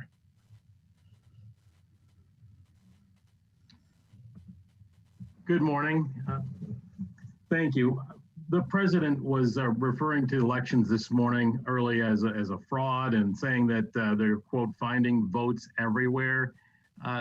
Anything you'd like to say about that and how the process went late into the night, early into the morning in Wisconsin? Thank you for the question. I won't respond to that, but as I always do, I'm happy to talk about the facts of how elections work. And elections are such a deliberate, meticulous process where each of our local election officials in our local communities are conducting this process in a public setting. Every piece of data is publicly available. And so there's no opportunity to add additional votes to the tally, right? Because you have to make sure that everybody's registered to vote, that they have a lawful absentee request on file, or that they sign the poll book where they show their photo ID. There is no opportunity to count a ballot that did not go through that incredibly meticulous process to make sure it was issued correctly, to make sure that it's counted correctly. And then again, it also has to go through those 3 steps of canvass at the municipal, the county, and the state level before we have certified results. And anybody's welcome to watch that process. Some of the places even live streamed their tally last night. And so I think that it's insulting to our local election officials to say that yesterday's election was anything but an incredible success that was a result of years of preparation and meticulously, carefully following the law. Next is Cinnamon Janzer. Can you hear me? Yes.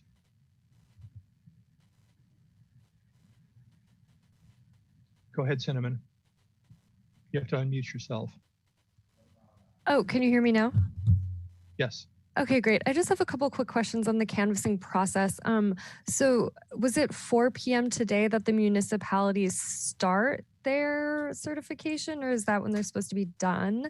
And when it shifts to the counties, do the counties have a scheduled time for canvassing, or are they allowed to start whenever they receive results from the municipalities?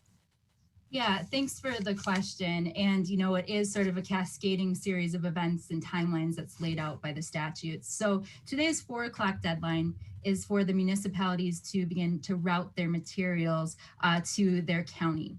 The county then, once they receive the materials, each county will notice, just like the municipality did, they'll notice when their canvass is going to occur. And the same thing happens at the municipal level. They notice their municipal boards of canvass.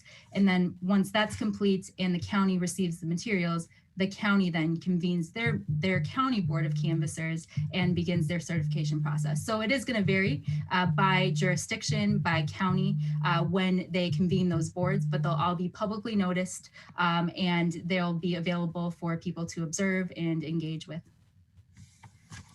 Thank you so much. I appreciate it. Next is Scott Bauer. Hey, Megan, thanks again for doing this call.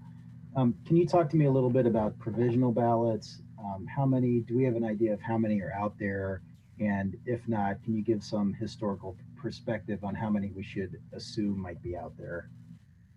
Yeah, thanks so much for that question. You know, and that's another, and thanks for bringing up provisional ballots too. So provisional ballots is if somebody didn't have a photo ID yesterday, they're able to cast a provisional ballot under law. And they have until Friday at 4 o'clock to bring in their valid photo ID and still have that ballot counted. Historically, we have very few provisionals that are cast in the state of Wisconsin. And I know today our local election officials are getting that information into the system, posting their number of outstanding provisionals. But if we look back historically, I believe it's been fewer than 1,000 in a general election of provisionals that were issued. We don't have those official numbers yet because they're still being entered as the clerks are finishing their canvass process. But we will have those shortly. But we're not seeing anything to indicate that we would have more provisionals than usual. I don't know, Reed, if you remember what the 2016 presidential provisionals looked like. I wish I did, and I can't remember it right off. I'll find it and send it out along with the video link for today's session. Good idea. Yeah, we'll send that data along. Next is Emily Davies. Thank you so much for taking this call. I'm sure you had a late night too. And I just wanted to ask if any candidates have their results are 100% in, if they are looking to do a recount. I think the one in our area was the Van Orden Kind race so far would be probably within that margin. Has anyone indicated that? And can you just speak about recounts a little bit? Yeah, so there is a whole statutory recount process. The recount statutes say that any an aggrieved party, so it has to be one of the top 2 vote getters, if they're within 1% of the margin of victory, that they can request a recount.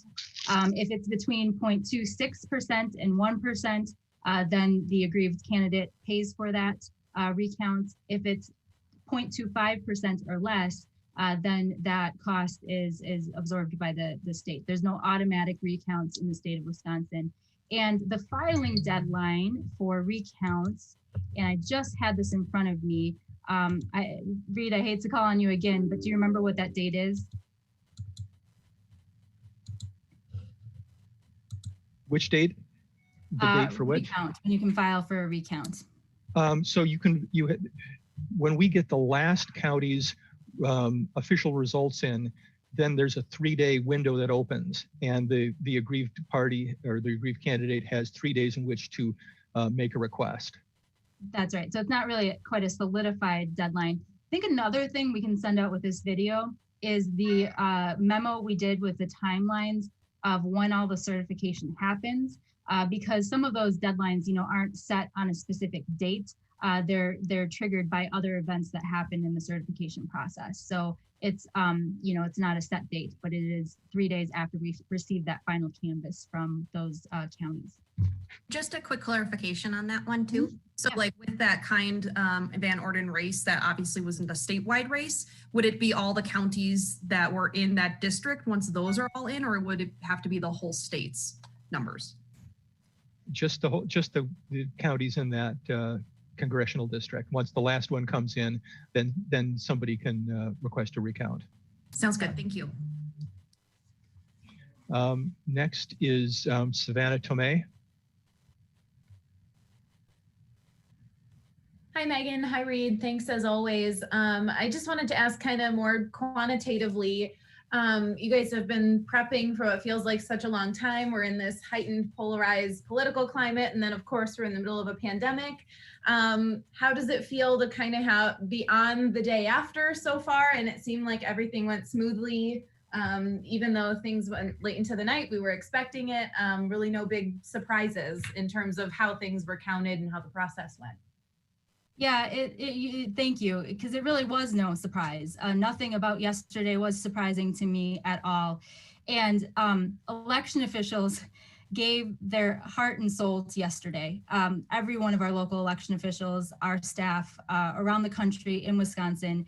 And so I think we're just really proud of the work that we did yesterday, because I just feel so confident that every single valid ballot was counted in the state of Wisconsin. And I think that we should feel. You're watching MSNBC.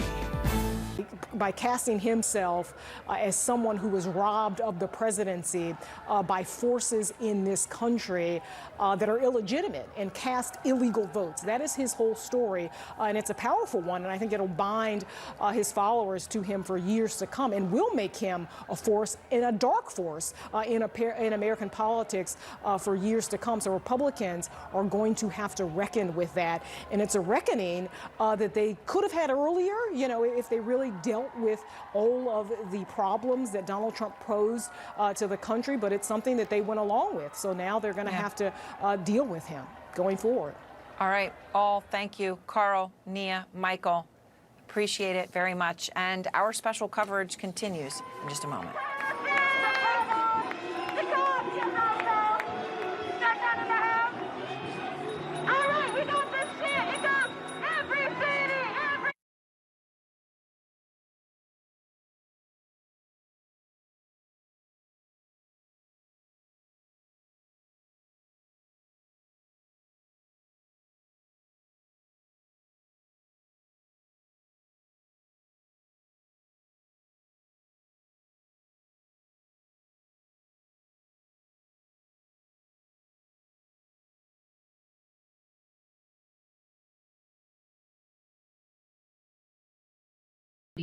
They count their absentees at their polling place. So my ballot, my absentee ballot, is sent down to my polling place. I'm assigned a voter number at my polling place, and my ballot is processed at the polls on election day with the in-person voters as well. But in some jurisdictions like Milwaukee and Green Bay and Kenosha and 39 of our 1,850 jurisdictions, they count their absentees centrally. So their absentees aren't sent to the polls, they're counted centrally. And again, this is all a process that's allowed and prescribed by law. This is not a policy decision. This is something that is allowed under law and is outlined very explicitly. In those jurisdictions, they're counting absentees for all the reporting units, right? So they're not just counting individual reporting units, they're counting all the absentees there. Publicly observable, you can go watch. There's challengers there all day. There's observers there all day. There's the parties there observing the process as well and involved in counting those ballots, just like at the polls. But with that, you know, you're going to get the result set all as one with all the absentees from all the reporting units. And then those are going to get added in to each of the individual reporting units.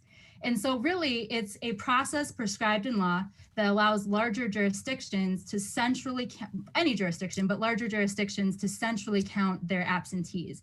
And a lot of our large jurisdictions do that because it allows them to do that a little bit more efficiently than if they were to try to send the ballots to all the individual polling places. So that's why you see at the end of the night, because you can't break up that central count result set. You can't break it up and say, okay, Ward 1 is done, let's send that over to Ward 1. You have to report the polling places and then add in all the central counts when all the absentees are done being counted. And so that's why you see the absentees being counted as they should be and added to the unofficial totals after. Worried over loved one. Just, you know, obviously he was desperate to stay in. Well, now he's in. He doesn't have to necessarily kiss Trump's butt anymore. Does he have the courage to do it? Is there a single Republican from the Senate who would go over there and say, Mr. President, you're done?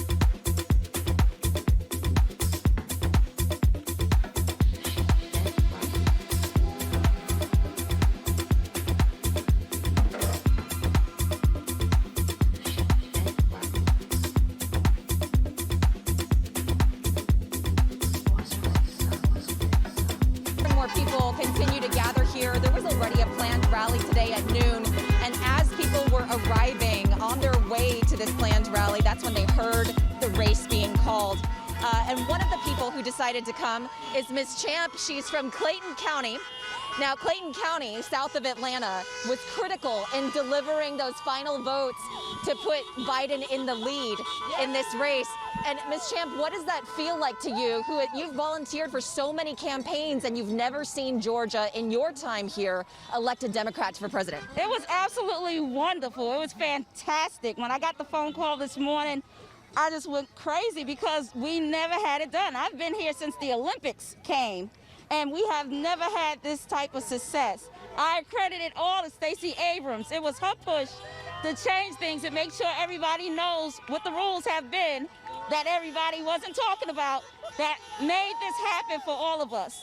So thank you, Stacey Abrams. And Clayton County, shout out to Clayton County, because we made it happen. I appreciate all of y'all and everybody's effort. We really did it this time. Miss Lorette and everybody that helped out in Clayton County, thank y'all so much. We still got a long way to go, but I think we're going to take both Senate seats. That was quite a nail-biter the other night when Clayton County was counting those final ballots. And you're talking about the runoffs that are about to happen. Tell me about the work that you're going to do to make sure that this momentum doesn't stop here. We are going to register more people to vote, that's for sure.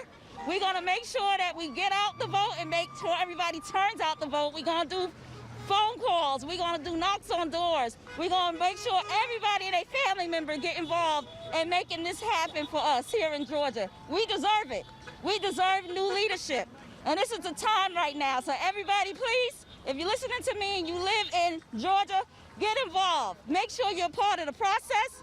And let's turn Georgia from red to blue completely. Are you nervous now that the Republicans in the state see how close it was, that they're really going to come out during those runoffs and make it very challenging? I am not concerned at all because we was concerned, and look what happened. Long as we keep our faith and we do what we need to do, we can make it happen. I really believe that. Thank you so much, Ms. Champ, for speaking with us about this. And, you know, I spoke to the organizer of the rally earlier today. She's already gone home. She said she needs to rest up because they're starting the registration of voters for that runoff tomorrow. So the work does not stop. Oh, all right, Natasha, thank you very much. All right, so Natasha's talking about those two runoffs, and they're crucial. They are the two runoffs that will decide control of the Senate. Georgia is now the center of the American political universe. It was also the adopted home, of course, of the late Congressman John Lewis. Earlier this year in Selma, Alabama, Lewis talked about why the vote was so crucial for American democracy. We cannot give up now. We cannot give in. We must keep the faith, keep our eyes on the prize. We must go out and vote like we never, ever voted before. America is a different place, but we can make it much better. We must use the vote as a nonviolent instrument or tool to redeem the soul of America. And that is what we have seen, record turnout in this country. The Reverend Raphael Warnock joins me. He is the Democratic candidate facing off against Republican Senator Kelly Loeffler in Georgia. And Reverend, I appreciate your time. It's good to talk to you again, sir. So what's your reaction to what we're seeing? We have reporters in Atlanta. Here's what we see on the streets, a spontaneous celebration. What is your reaction? Are you surprised at all to this great outpouring on the streets of Atlanta? Oh, no, I'm not surprised at all. Thank you so very much. It's great to be here with you. And congratulations to the President-elect Joe Biden and our Vice President-elect Kamala Harris. Listen, the four most powerful words in a democracy are the people have spoken. And so I'm grateful for this outcome, for what's happening right here on the ground in Georgia. This is not magic. This is not something that happened all of a sudden. Stacey Abrams and others of us have been working on this for years. And I believe John Lewis, my parishioner, whose service I had the sad honor of officiating, is smiling right now. He's part of a great cloud of witnesses ushering us on. And we intend to amplify the voices of the people who are ready for change. And you're going to see that in this runoff. All right, so I want to talk to you about this runoff. First, though, Reverend, it is so very close in Georgia. Indications that there'll be a recount on the presidential race. Are you confident that Joe Biden will succeed in securing Georgia on his win column? There is no question that Georgia is well on its way to solidifying its status as a blue state. We've been working on this for years, and the other side knows it. That's why they've been engaged in voter suppression for so long. We saw record voter turnout in June. 1.8 million Democrats showed up, no more than ever. And we saw that again in this election. And I think that our side is going to be very energized to show up for the January 5th. They understand how much is at stake. And as I'm moving across this state, people are concerned. They understand how consequential this election is. They're worried about their health care. They need somebody to get control of this pandemic and help us to reopen our businesses and our schools. And so Joe Biden will need a lot of help in the Senate, and I'm deeply honored to be a part of that process. All right, so let me ask you about where things are, because the whole country is going to be watching Georgia. The whole country. We are about to see, you're talking about voter registration pushes, money flowing in, right? It is all about Georgia now and these runoffs, these two crucial seats. It determines the Senate. It's going to determine what legislation Joe Biden can pass. So where you stood, in the race, right, this week, 32.9% of the vote. The Republicans in your race combined, right, Mr. Collins and Senator Loeffler, had 45.9%. So if she is able, Senator Loeffler, to consolidate that support, that combined support, how do you close the gap to win? Oh, we'll close the gap. Remember, there were 21 people in my race, 21 people. And they were listed alphabetically. My last name begins with W, Warnock. So I was near the bottom of the list. And we finished in a very strong position.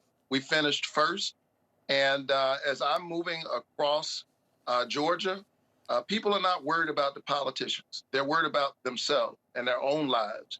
And they're trying to figure out how they and their families navigate this thick darkness of a once-in-a-century pandemic and economic turndown that's caused them to lose their jobs. And they have not seen any relief from Kelly Loeffler, who for months has served in the Senate. She's done a good job of protecting her own portfolio. She hasn't done a good job at all protecting the people of Georgia. I intend to stand up for ordinary people here in Georgia, and I think that as they hear our message, they will respond, and we'll see the benefits and the fruit of that come January 5th. And a final question here in terms, you look at neighboring South Carolina, right? Jamie Harrison, right? There's an unprecedented amount of money that went into that race. It did not do what Democrats thought it would do, right? Lindsey Graham is returning to the Senate. In the Georgia Senate races, we have already seen an incredible amount of money, $173 million plowed into the Georgia Senate races thus far. Are you worried about the money factor, Reverend Warnock, when you're trying to focus on grassroots voter registration? Are you worried about the money factor? Well, I was outspent during the general. If you could buy this seat, Kelly Loeffler would have it by now. But I'm going to be focused not on who I'm running against, but who I'm running for. And I have to tell you that over the last few days, my website has seen a whole lot of traffic. Folks have been going to warnock4georgia.com. They've been signing up. They've been giving to my campaign. My campaign is fueled by the support of ordinary people because that's who I'm standing up. All right. Well, Reverend Raphael Warnock, I appreciate your time. Thank you very much. And thanks to all of you who are joining to watch this historic day in America, in the United States, and around the world. Thanks for watching CNN's coverage, the election of Joe Biden over President Donald Trump. Our coverage continues now with Jake Tapper, Wolf Blitzer, Dana Bash, Abby Phillip, John King, and Anderson Cooper right after this quick break. Have a great night.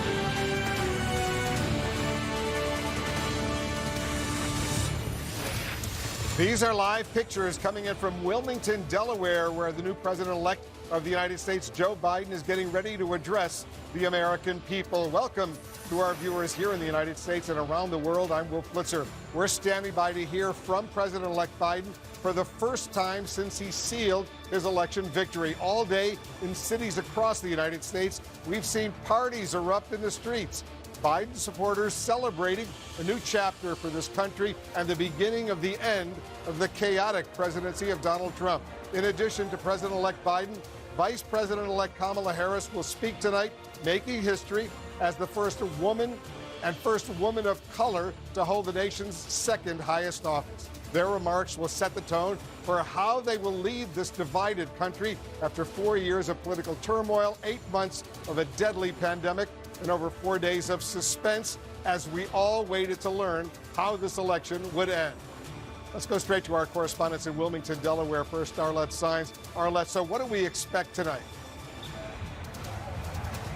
Well, Wolf, when Joe Biden addresses the nation for the first time as president-elect, his speech will be one focusing on unity. His advisors say that it thematically draws from some of the major final speeches of his campaign, one that he's delivered in Gettysburg, as well as Warm Springs, Georgia. And this speech has been written for some time, but they have made adjustments for it as the week has progressed. But ultimately, he's going to talk about the need to come together and how he will be a president for all Americans. Now, Joe Biden spent the majority of today at home with his family, taking in this moment that they have worked for together for many, many years. And in fact, it was Joe Biden's grandchildren who were the ones who informed him that he had crossed that threshold and was president-elect. In fact, there was a photo that was posted shortly after by his eldest granddaughter, Naomi Biden, that showed that moment as his family is embracing shortly after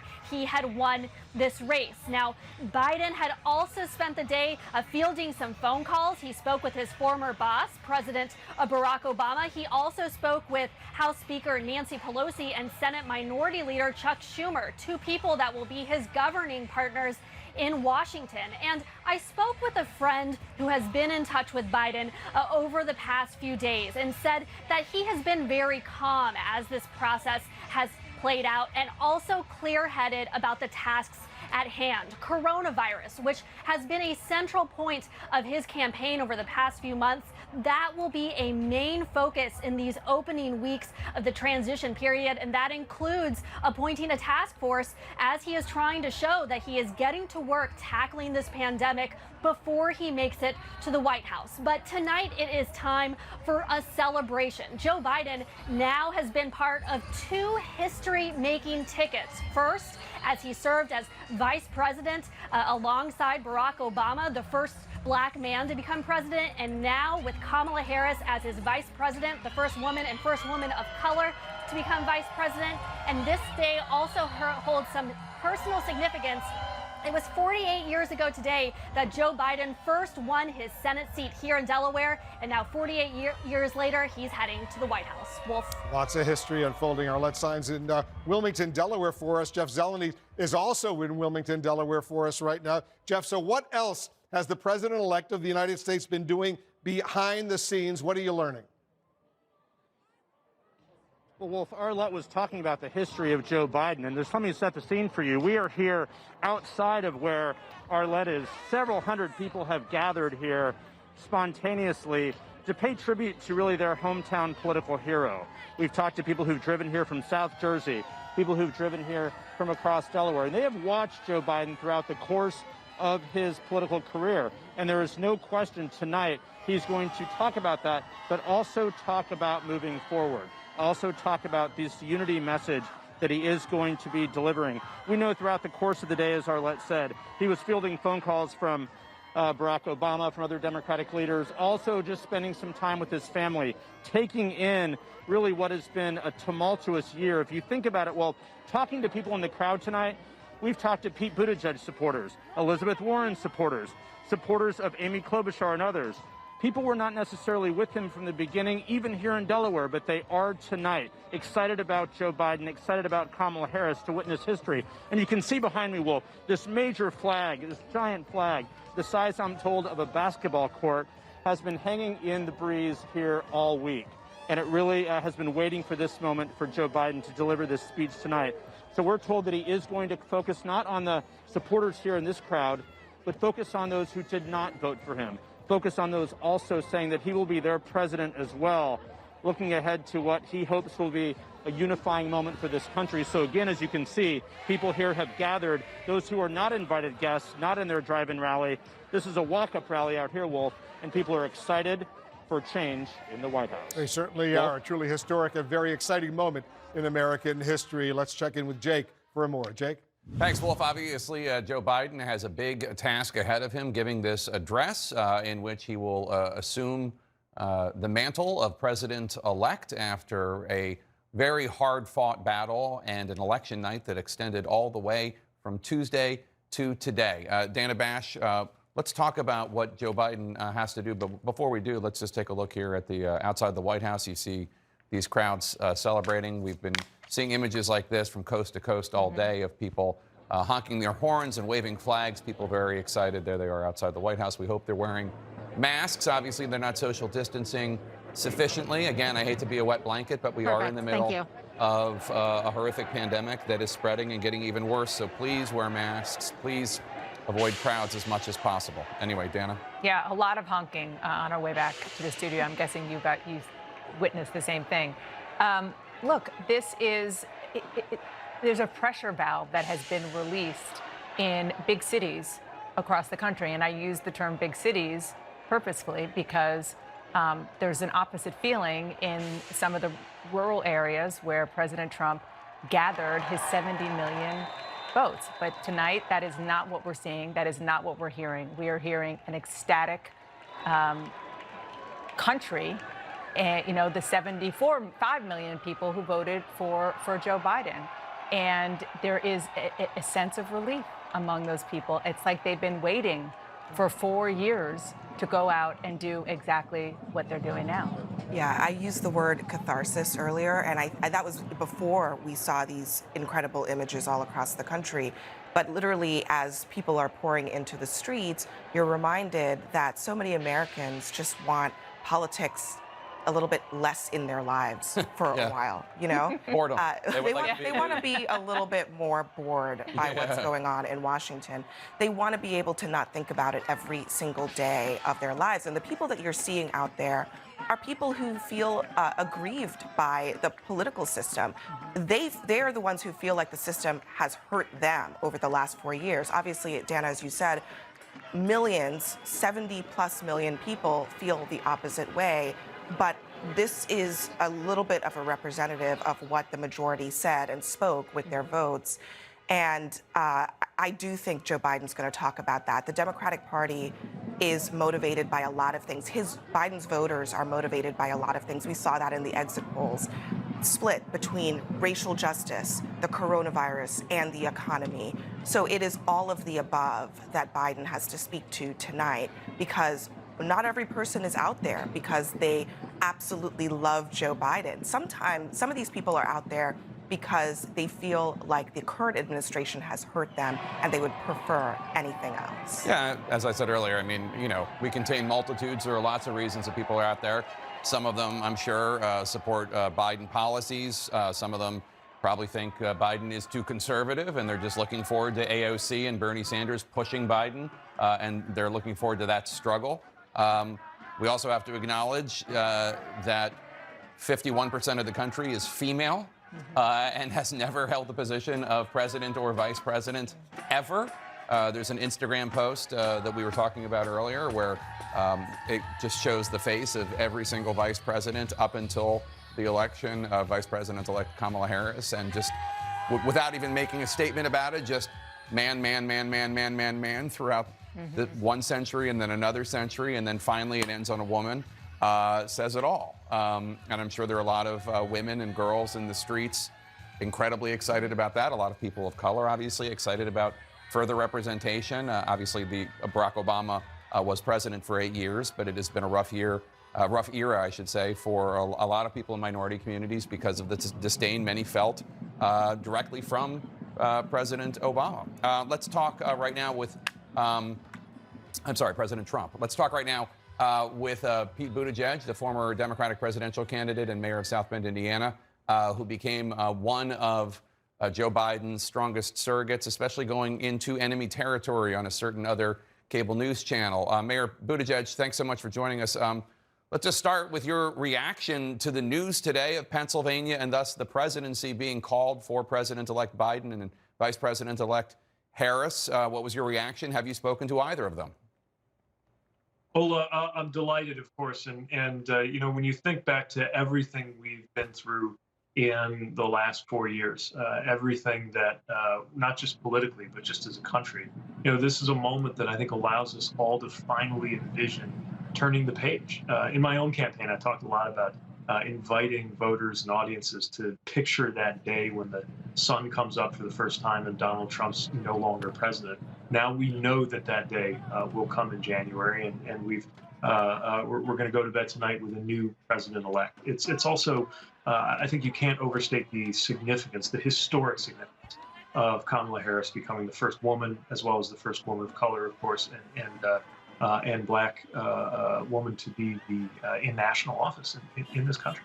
And, you know, she carried the weight of history onto the debate stage and throughout this campaign. And the other thing that's on my mind so much is I think back to some of the times I've, as you said, you know, ventured into places that maybe weren't known for being full of Democrats to make the case for this ticket, is that Joe Biden has built a coalition that has included progressives and moderates and independents and a striking number of Republicans who believe in decency, believe in empathy. And if everyone in that big tent doesn't agree on everything, they agreed on this much and delivered this incredible historic win that really does make a statement about America. And now, of course, we'll be looking for what it means to deliver on that mandate that Joe Biden has earned. And I'm looking forward in a few minutes to hearing him share with the nation how he seeks to make good on his campaign pledge to bring us together and to deliver on an agenda. Let's also remember, while certainly progressive, is supported by an American majority already. So one of the premises of the Biden campaign was, vote for me, I can win back the blue wall, Michigan, Wisconsin, Pennsylvania. We still don't know the result in Georgia officially. That's going to a recount. And Arizona, we have not called yet. They're still counting ballots there. So, but he did it with the blue wall. He may have expanded it beyond that, but he definitely did it with the blue wall. How did he do it? How did he win back those states? Well, I think from day one, he was very intentional about outreach in the Midwest, about connecting with middle-class voters. After all, he himself is the product of a Pennsylvania middle-class upbringing. And speaking to the realities that are happening around us in our lives. You know, one of the reasons these very same states that put this president over the top have now been those to hand him this defeat, along with what we believe is very exciting news coming out of the South and the Sun Belt. But one of the reasons that there was that change here in the Midwest was that you just can't argue with reality. Looking around and seeing the failed handling of the pandemic, seeing that our country became less, not more safe, that it became more divided, and that, you know, so many of those economic promises made to the middle class, made to the Midwest, didn't come through. The reality wasn't there. And while, of course, he retains his base, I think a lot of people who voted one way last time around resonated much more with that call for decency and empathy and competence than the idea that somehow the next 4 years were going to be better than the last 4 years. So, last time I interviewed you was before the election, and I asked about whether or not you talked with anybody in the transition team or Vice President Biden, now President-elect Biden, or Kamala Harris about serving in a Biden-Harris administration in a position maybe, you know, head of Veterans, Secretary of Veterans Affairs, Secretary of Defense, whatever. And you, as is your wont, deftly sidestepped the question and said you were focused on electing Biden and Harris. Okay, and I said, okay, but now that focus is gone because you have succeeded in your mission and that of your compatriots. So I will ask you again. Have you had any conversations with anybody about a position in the Biden cabinet? And what would you like if you could serve? You know, I was focused on ensuring that Joe Biden and Kamala Harris were elected today. I'm focused on celebrating that win. There will be plenty of time for that to come up. But, you know, the answer now is the answer I've given throughout, which is I'm just so excited about supporting this administration. And that much I'm certain of. But right now it's just such an extraordinary day. And I don't want us to lose that because America made a statement tonight. And this is a good day for America. Okay, that's the last time I'm letting you get away with it, but I'll let you get away with it this time. Pete Buttigieg, thank you so much. I appreciate it. Say hi to Karsten for us, of course. Tonight, Americans hear for the first time from Joe Biden and Kamala Harris as president-elect and vice president-elect of the country as people celebrate their electoral victory from coast to coast, their popular vote victory from coast to coast as well. Our special coverage continues next.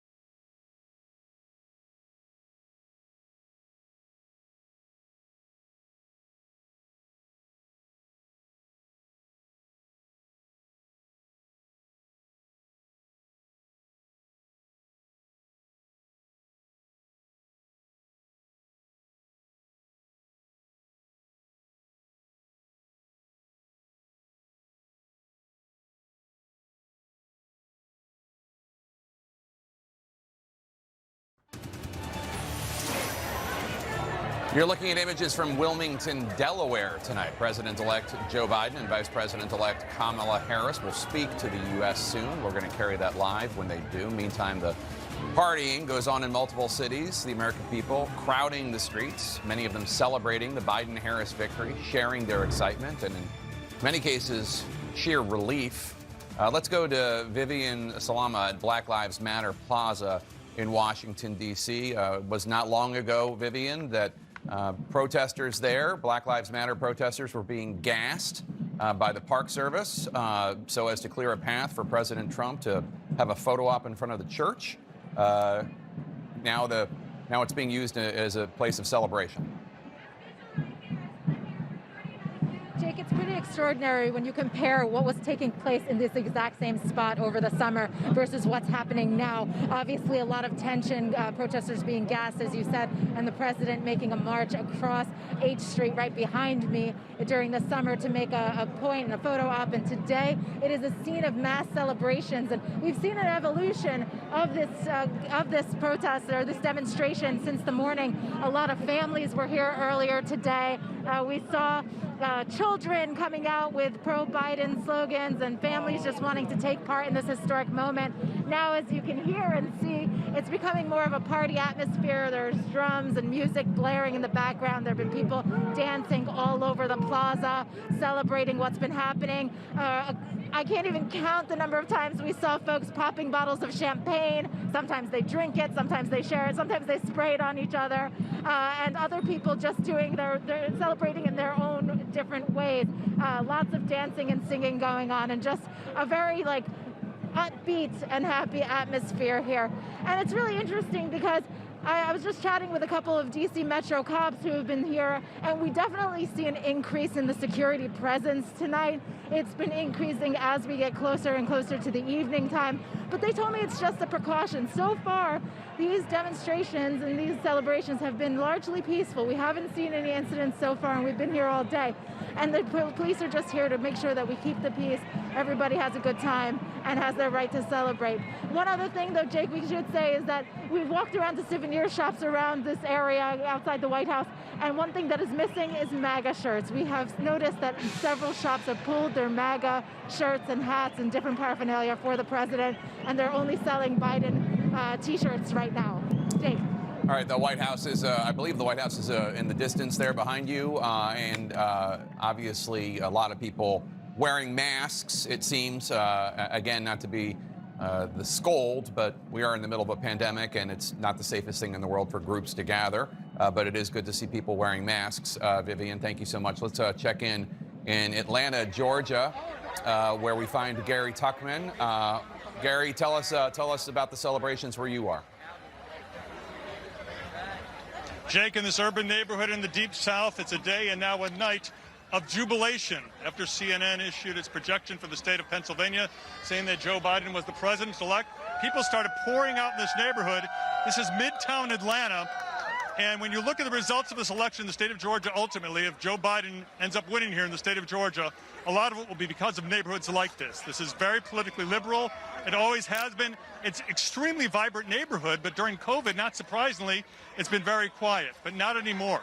After 11:30, people started coming out. At one point, before the sun came down, there were probably a few thousand people in the streets here, and it was a lot of people. It was people from all over the city, all over the suburbs, who decided to come here once they saw it on TV and heard the celebration was going on. And it was old people in wheelchairs. It was families. It was children. Most of the children and most of the older people have now left. This has gone from a celebration to a combination of a celebration and a rally for social justice and civil rights. But people here are very excited. A lot of people tell me that they didn't expect this to happen, that they didn't think Joe Biden would win, but they thought Donald Trump would get another 4 years. 2 points of concern, and you've mentioned this, Jake, and it's very important to point out. There is no social distancing here. There are most people wearing masks, but as the night has gone on and the champagne and the wine and the beer has started coming out, some of those masks have started slipping off, as you can see. So that's not particularly cool, but I'm not surprised. I've covered a lot of Trump rallies, and I've seen the same thing. The other thing, when this rally started, cars were coming up and down here, and there were a lot of close calls. I was afraid people would get hit. That didn't happen, and ultimately, they decided to close up the street. There's no traffic right here in Midtown Atlanta as this celebration continues. Jake, back to you. All right, thanks, Gary Tuchman. I wish those people without masks would put masks on. We are in the middle of a pandemic. Let's go to Polo Sandoval, who's in Times Square, New York, where there also are celebrations. Polo, tell us what you're seeing.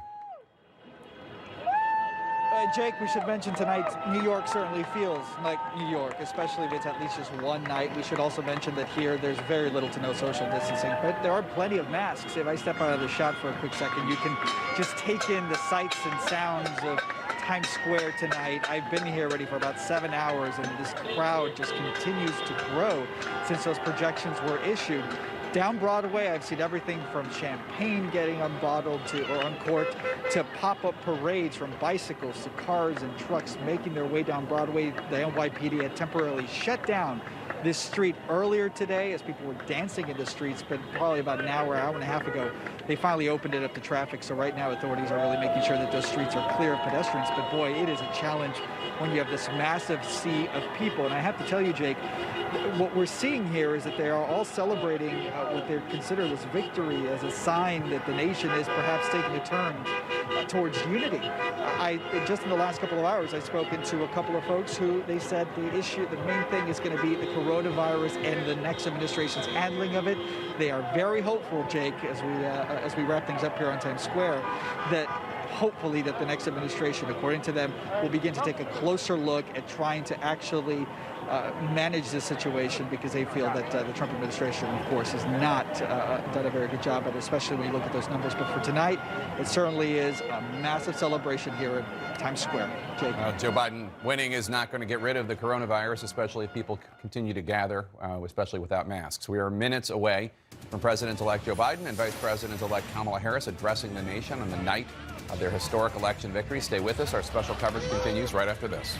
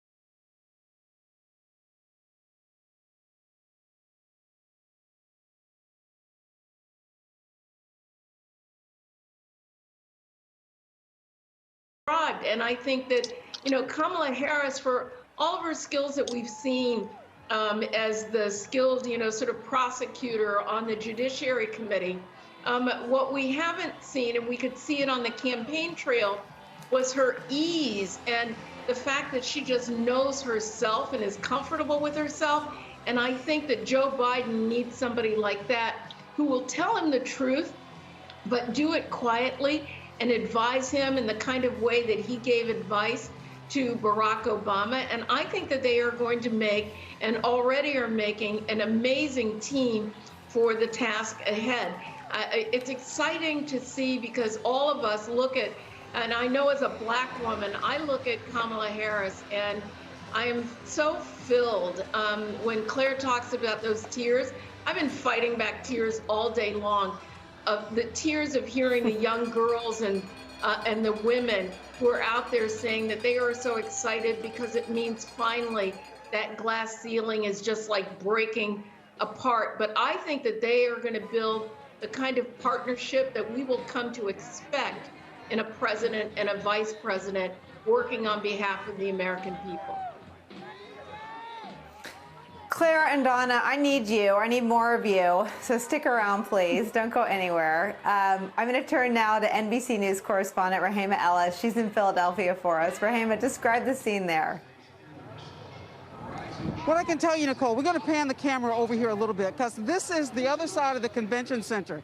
And we've got dueling parties over here. There are Biden supporters on this side, and there's a small group of Trump supporters on the other side.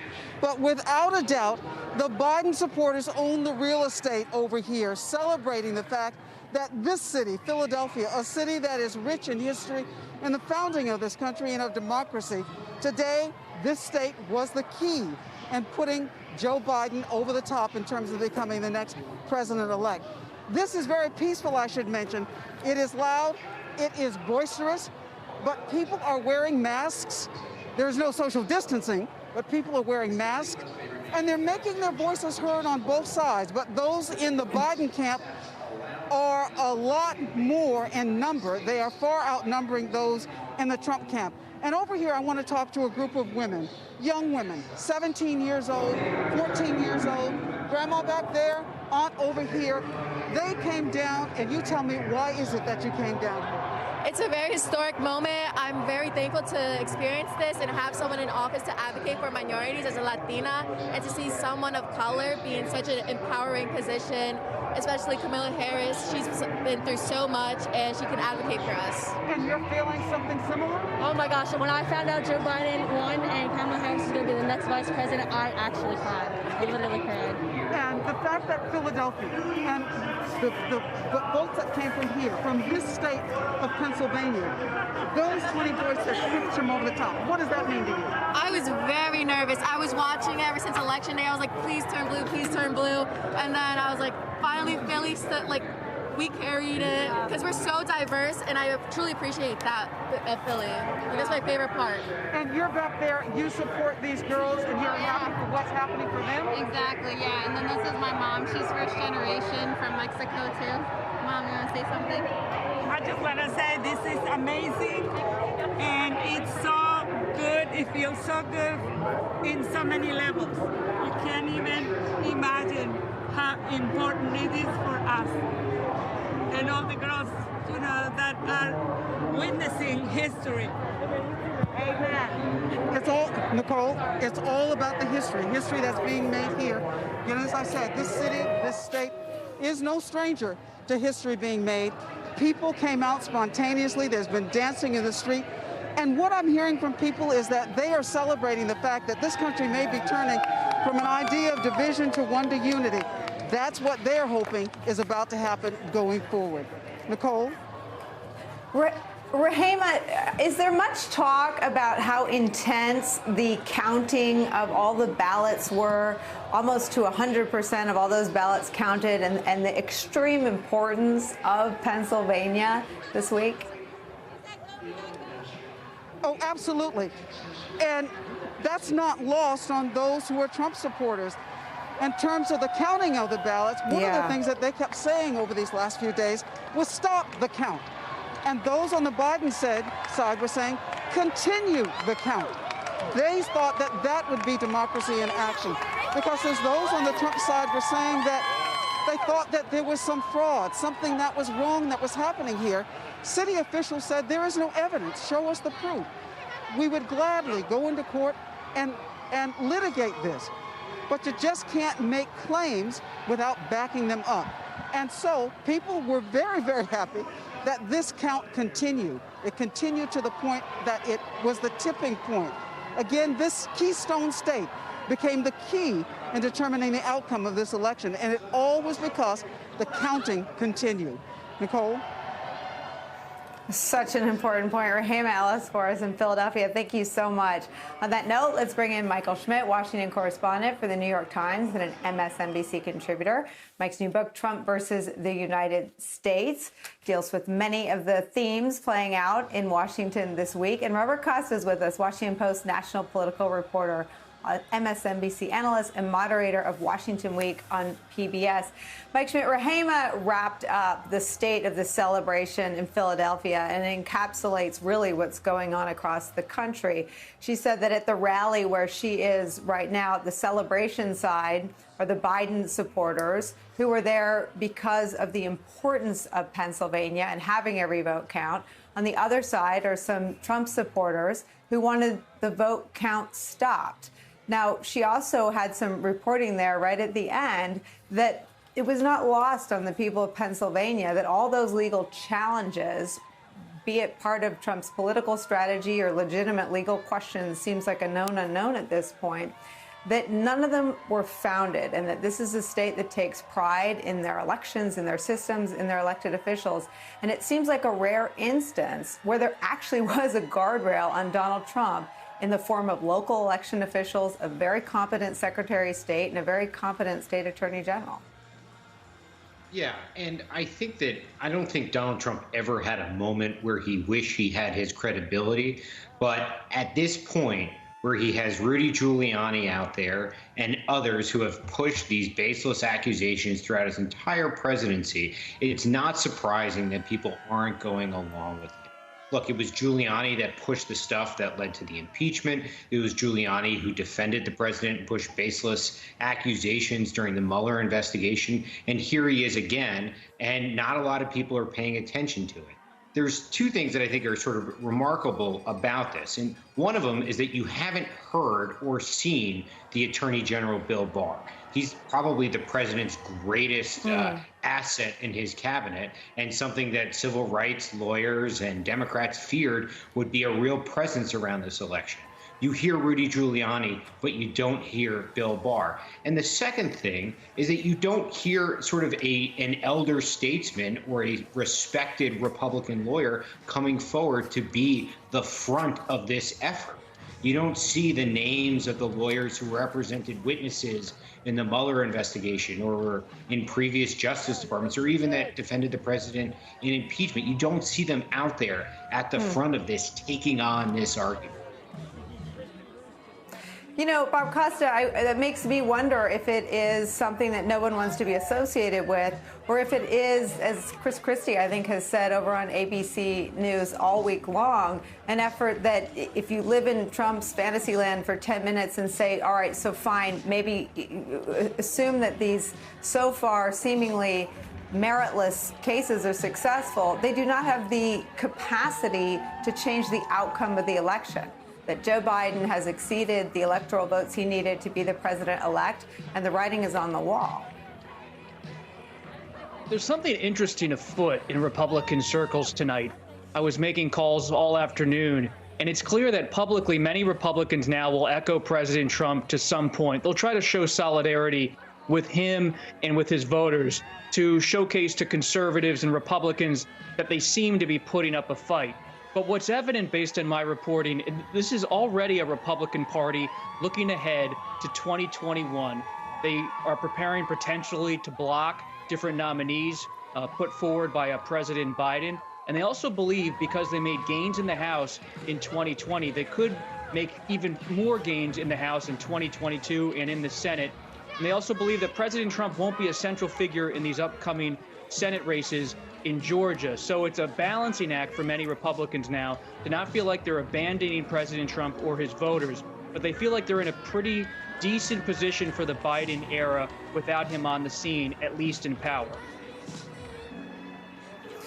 You know, Mike Schmidt, we've got these pictures on in Wilmington, Delaware at the top of the hour. Joe Biden expected to address the nation, his first appearance as this country's president-elect. He is already at work on a transition. It's quiet, unglamorous work that usually involves lots of binders. Chris Christie had this role for Donald Trump for a while. Those transition binders ended up in a dumpster when Chris Christie was unceremoniously fired. And when you mentioned Bill Barr, I wondered, while Joe Biden is going to be building a government, there's a lot of concern and some reporting in Axios and other places that Donald Trump may be destroying one, that he may be considering firing his FBI director, Chris Wray, firing his CIA director, Gina Haspel.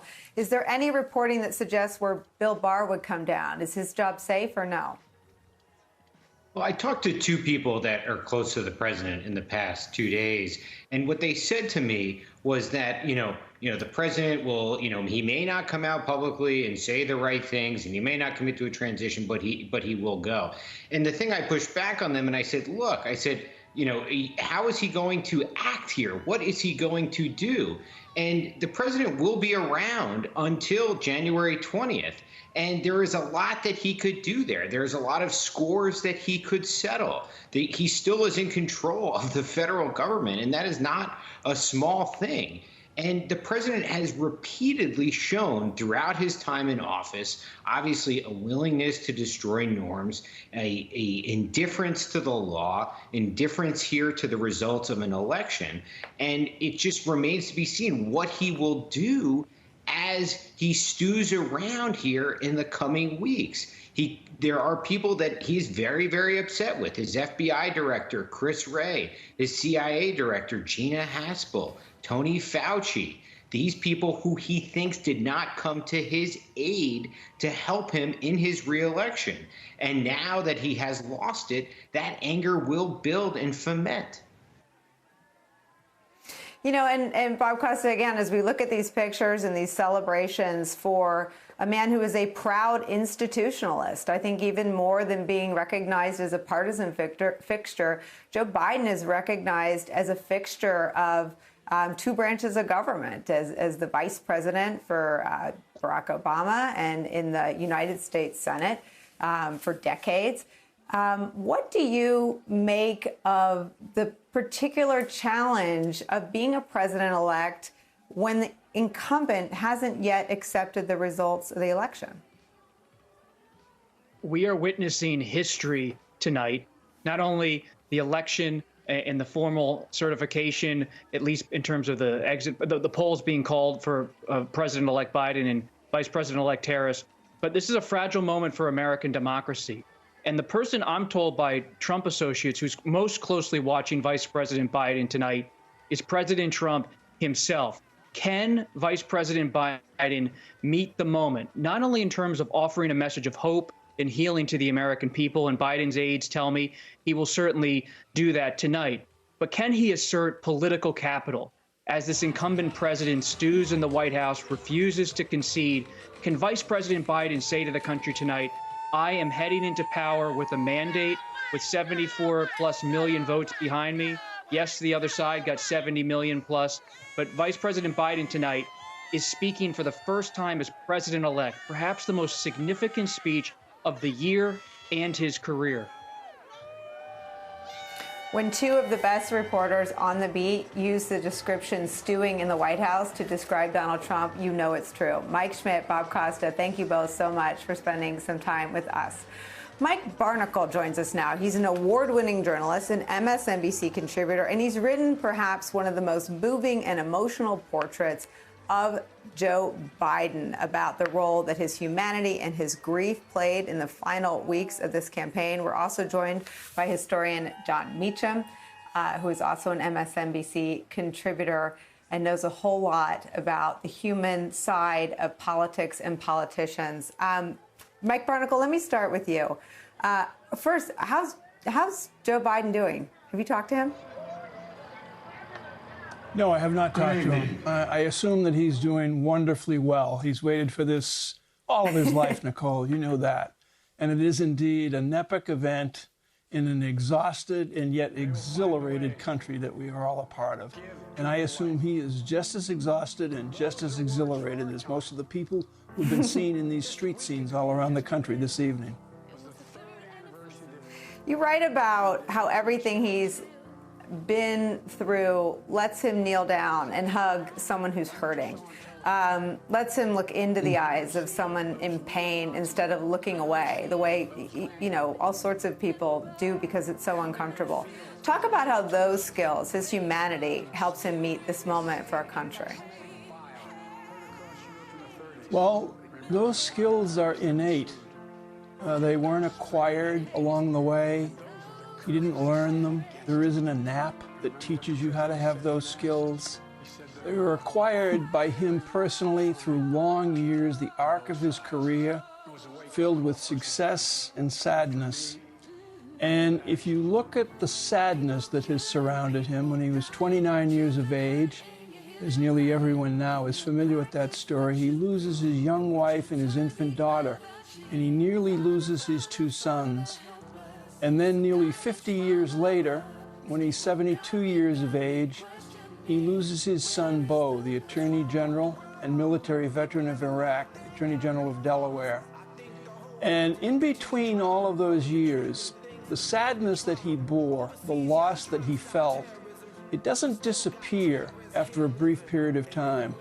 You carry it through the years. Everyone knows that. And he carried it through the years.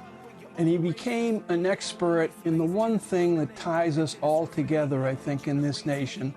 An expert on loss, not just loss of life or a loved one, loss of a job, loss of hope, loss of faith in an institution, whether it's the Catholic Church during the pedophile scandal or whether it's an institution like the federal government that doesn't come to your rescue when you've lost your job and you're surrounded by the threat of COVID-19.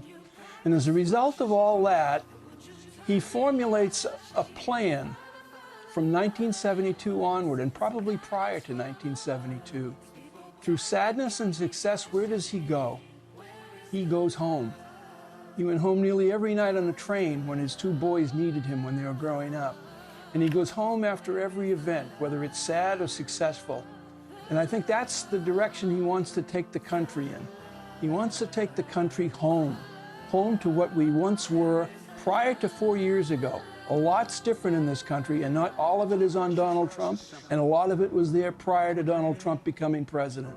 But the heart of the country is the heart of Joe Biden, and he knows what it's like to feel a loss, and he knows what it's like to feel great hope, and he has both tonight. Mike Barnicle, there's not a more astute writer and observer of this country in this moment. I know you get in your car and you go out early and you just talk to people. What did you feel this week as this election result was suspended for 4 days? You know, I think I felt the same thing that a lot of people felt. I felt impatience. I felt exasperation. I felt a little anger sometimes and a lot of anxiety. You know, why not make the call? What is wrong with our process? Why can't we count all these votes, the mailed-in ballots prior to Election Day, and announce the result at 11 o'clock or midnight on Election Day? But yet this afternoon, I was working this morning. This afternoon, I went to the grocery store. I went to the dry cleaners. I went to the gas station. And I was really surprised at the elation that you could feel in the air, that you could feel a palpable sense of a loss of tension in the air among people. And I'm not talking about just Biden voters. I'm talking about both sides here. Because at the end of the day, you know, it really is true. We are all Americans, and we all have a vested interest in our story, this story, the story that's going to play out even further tonight. Mike, stay with us. We've got some pictures of the motorcade of the Vice President-elect, Kamala Harris, arriving here for the victory speech. Delayed, but happening nonetheless. I think when history is told, people will not remember that it didn't happen on the night they had hoped it would happen, or the next night either, for that matter. In the words of Mike Barnicle, Joe Biden and Kamala Harris likely aiming to take us home to someplace more comfortable. Let's listen in a little bit. Is there anything to listen to, control room? Am I going in front of these police? Knows is coronavirus.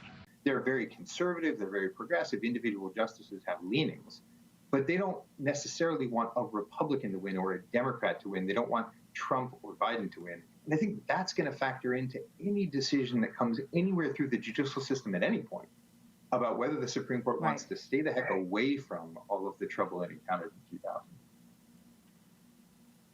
It would probably be wise. All right, well, Professor Justin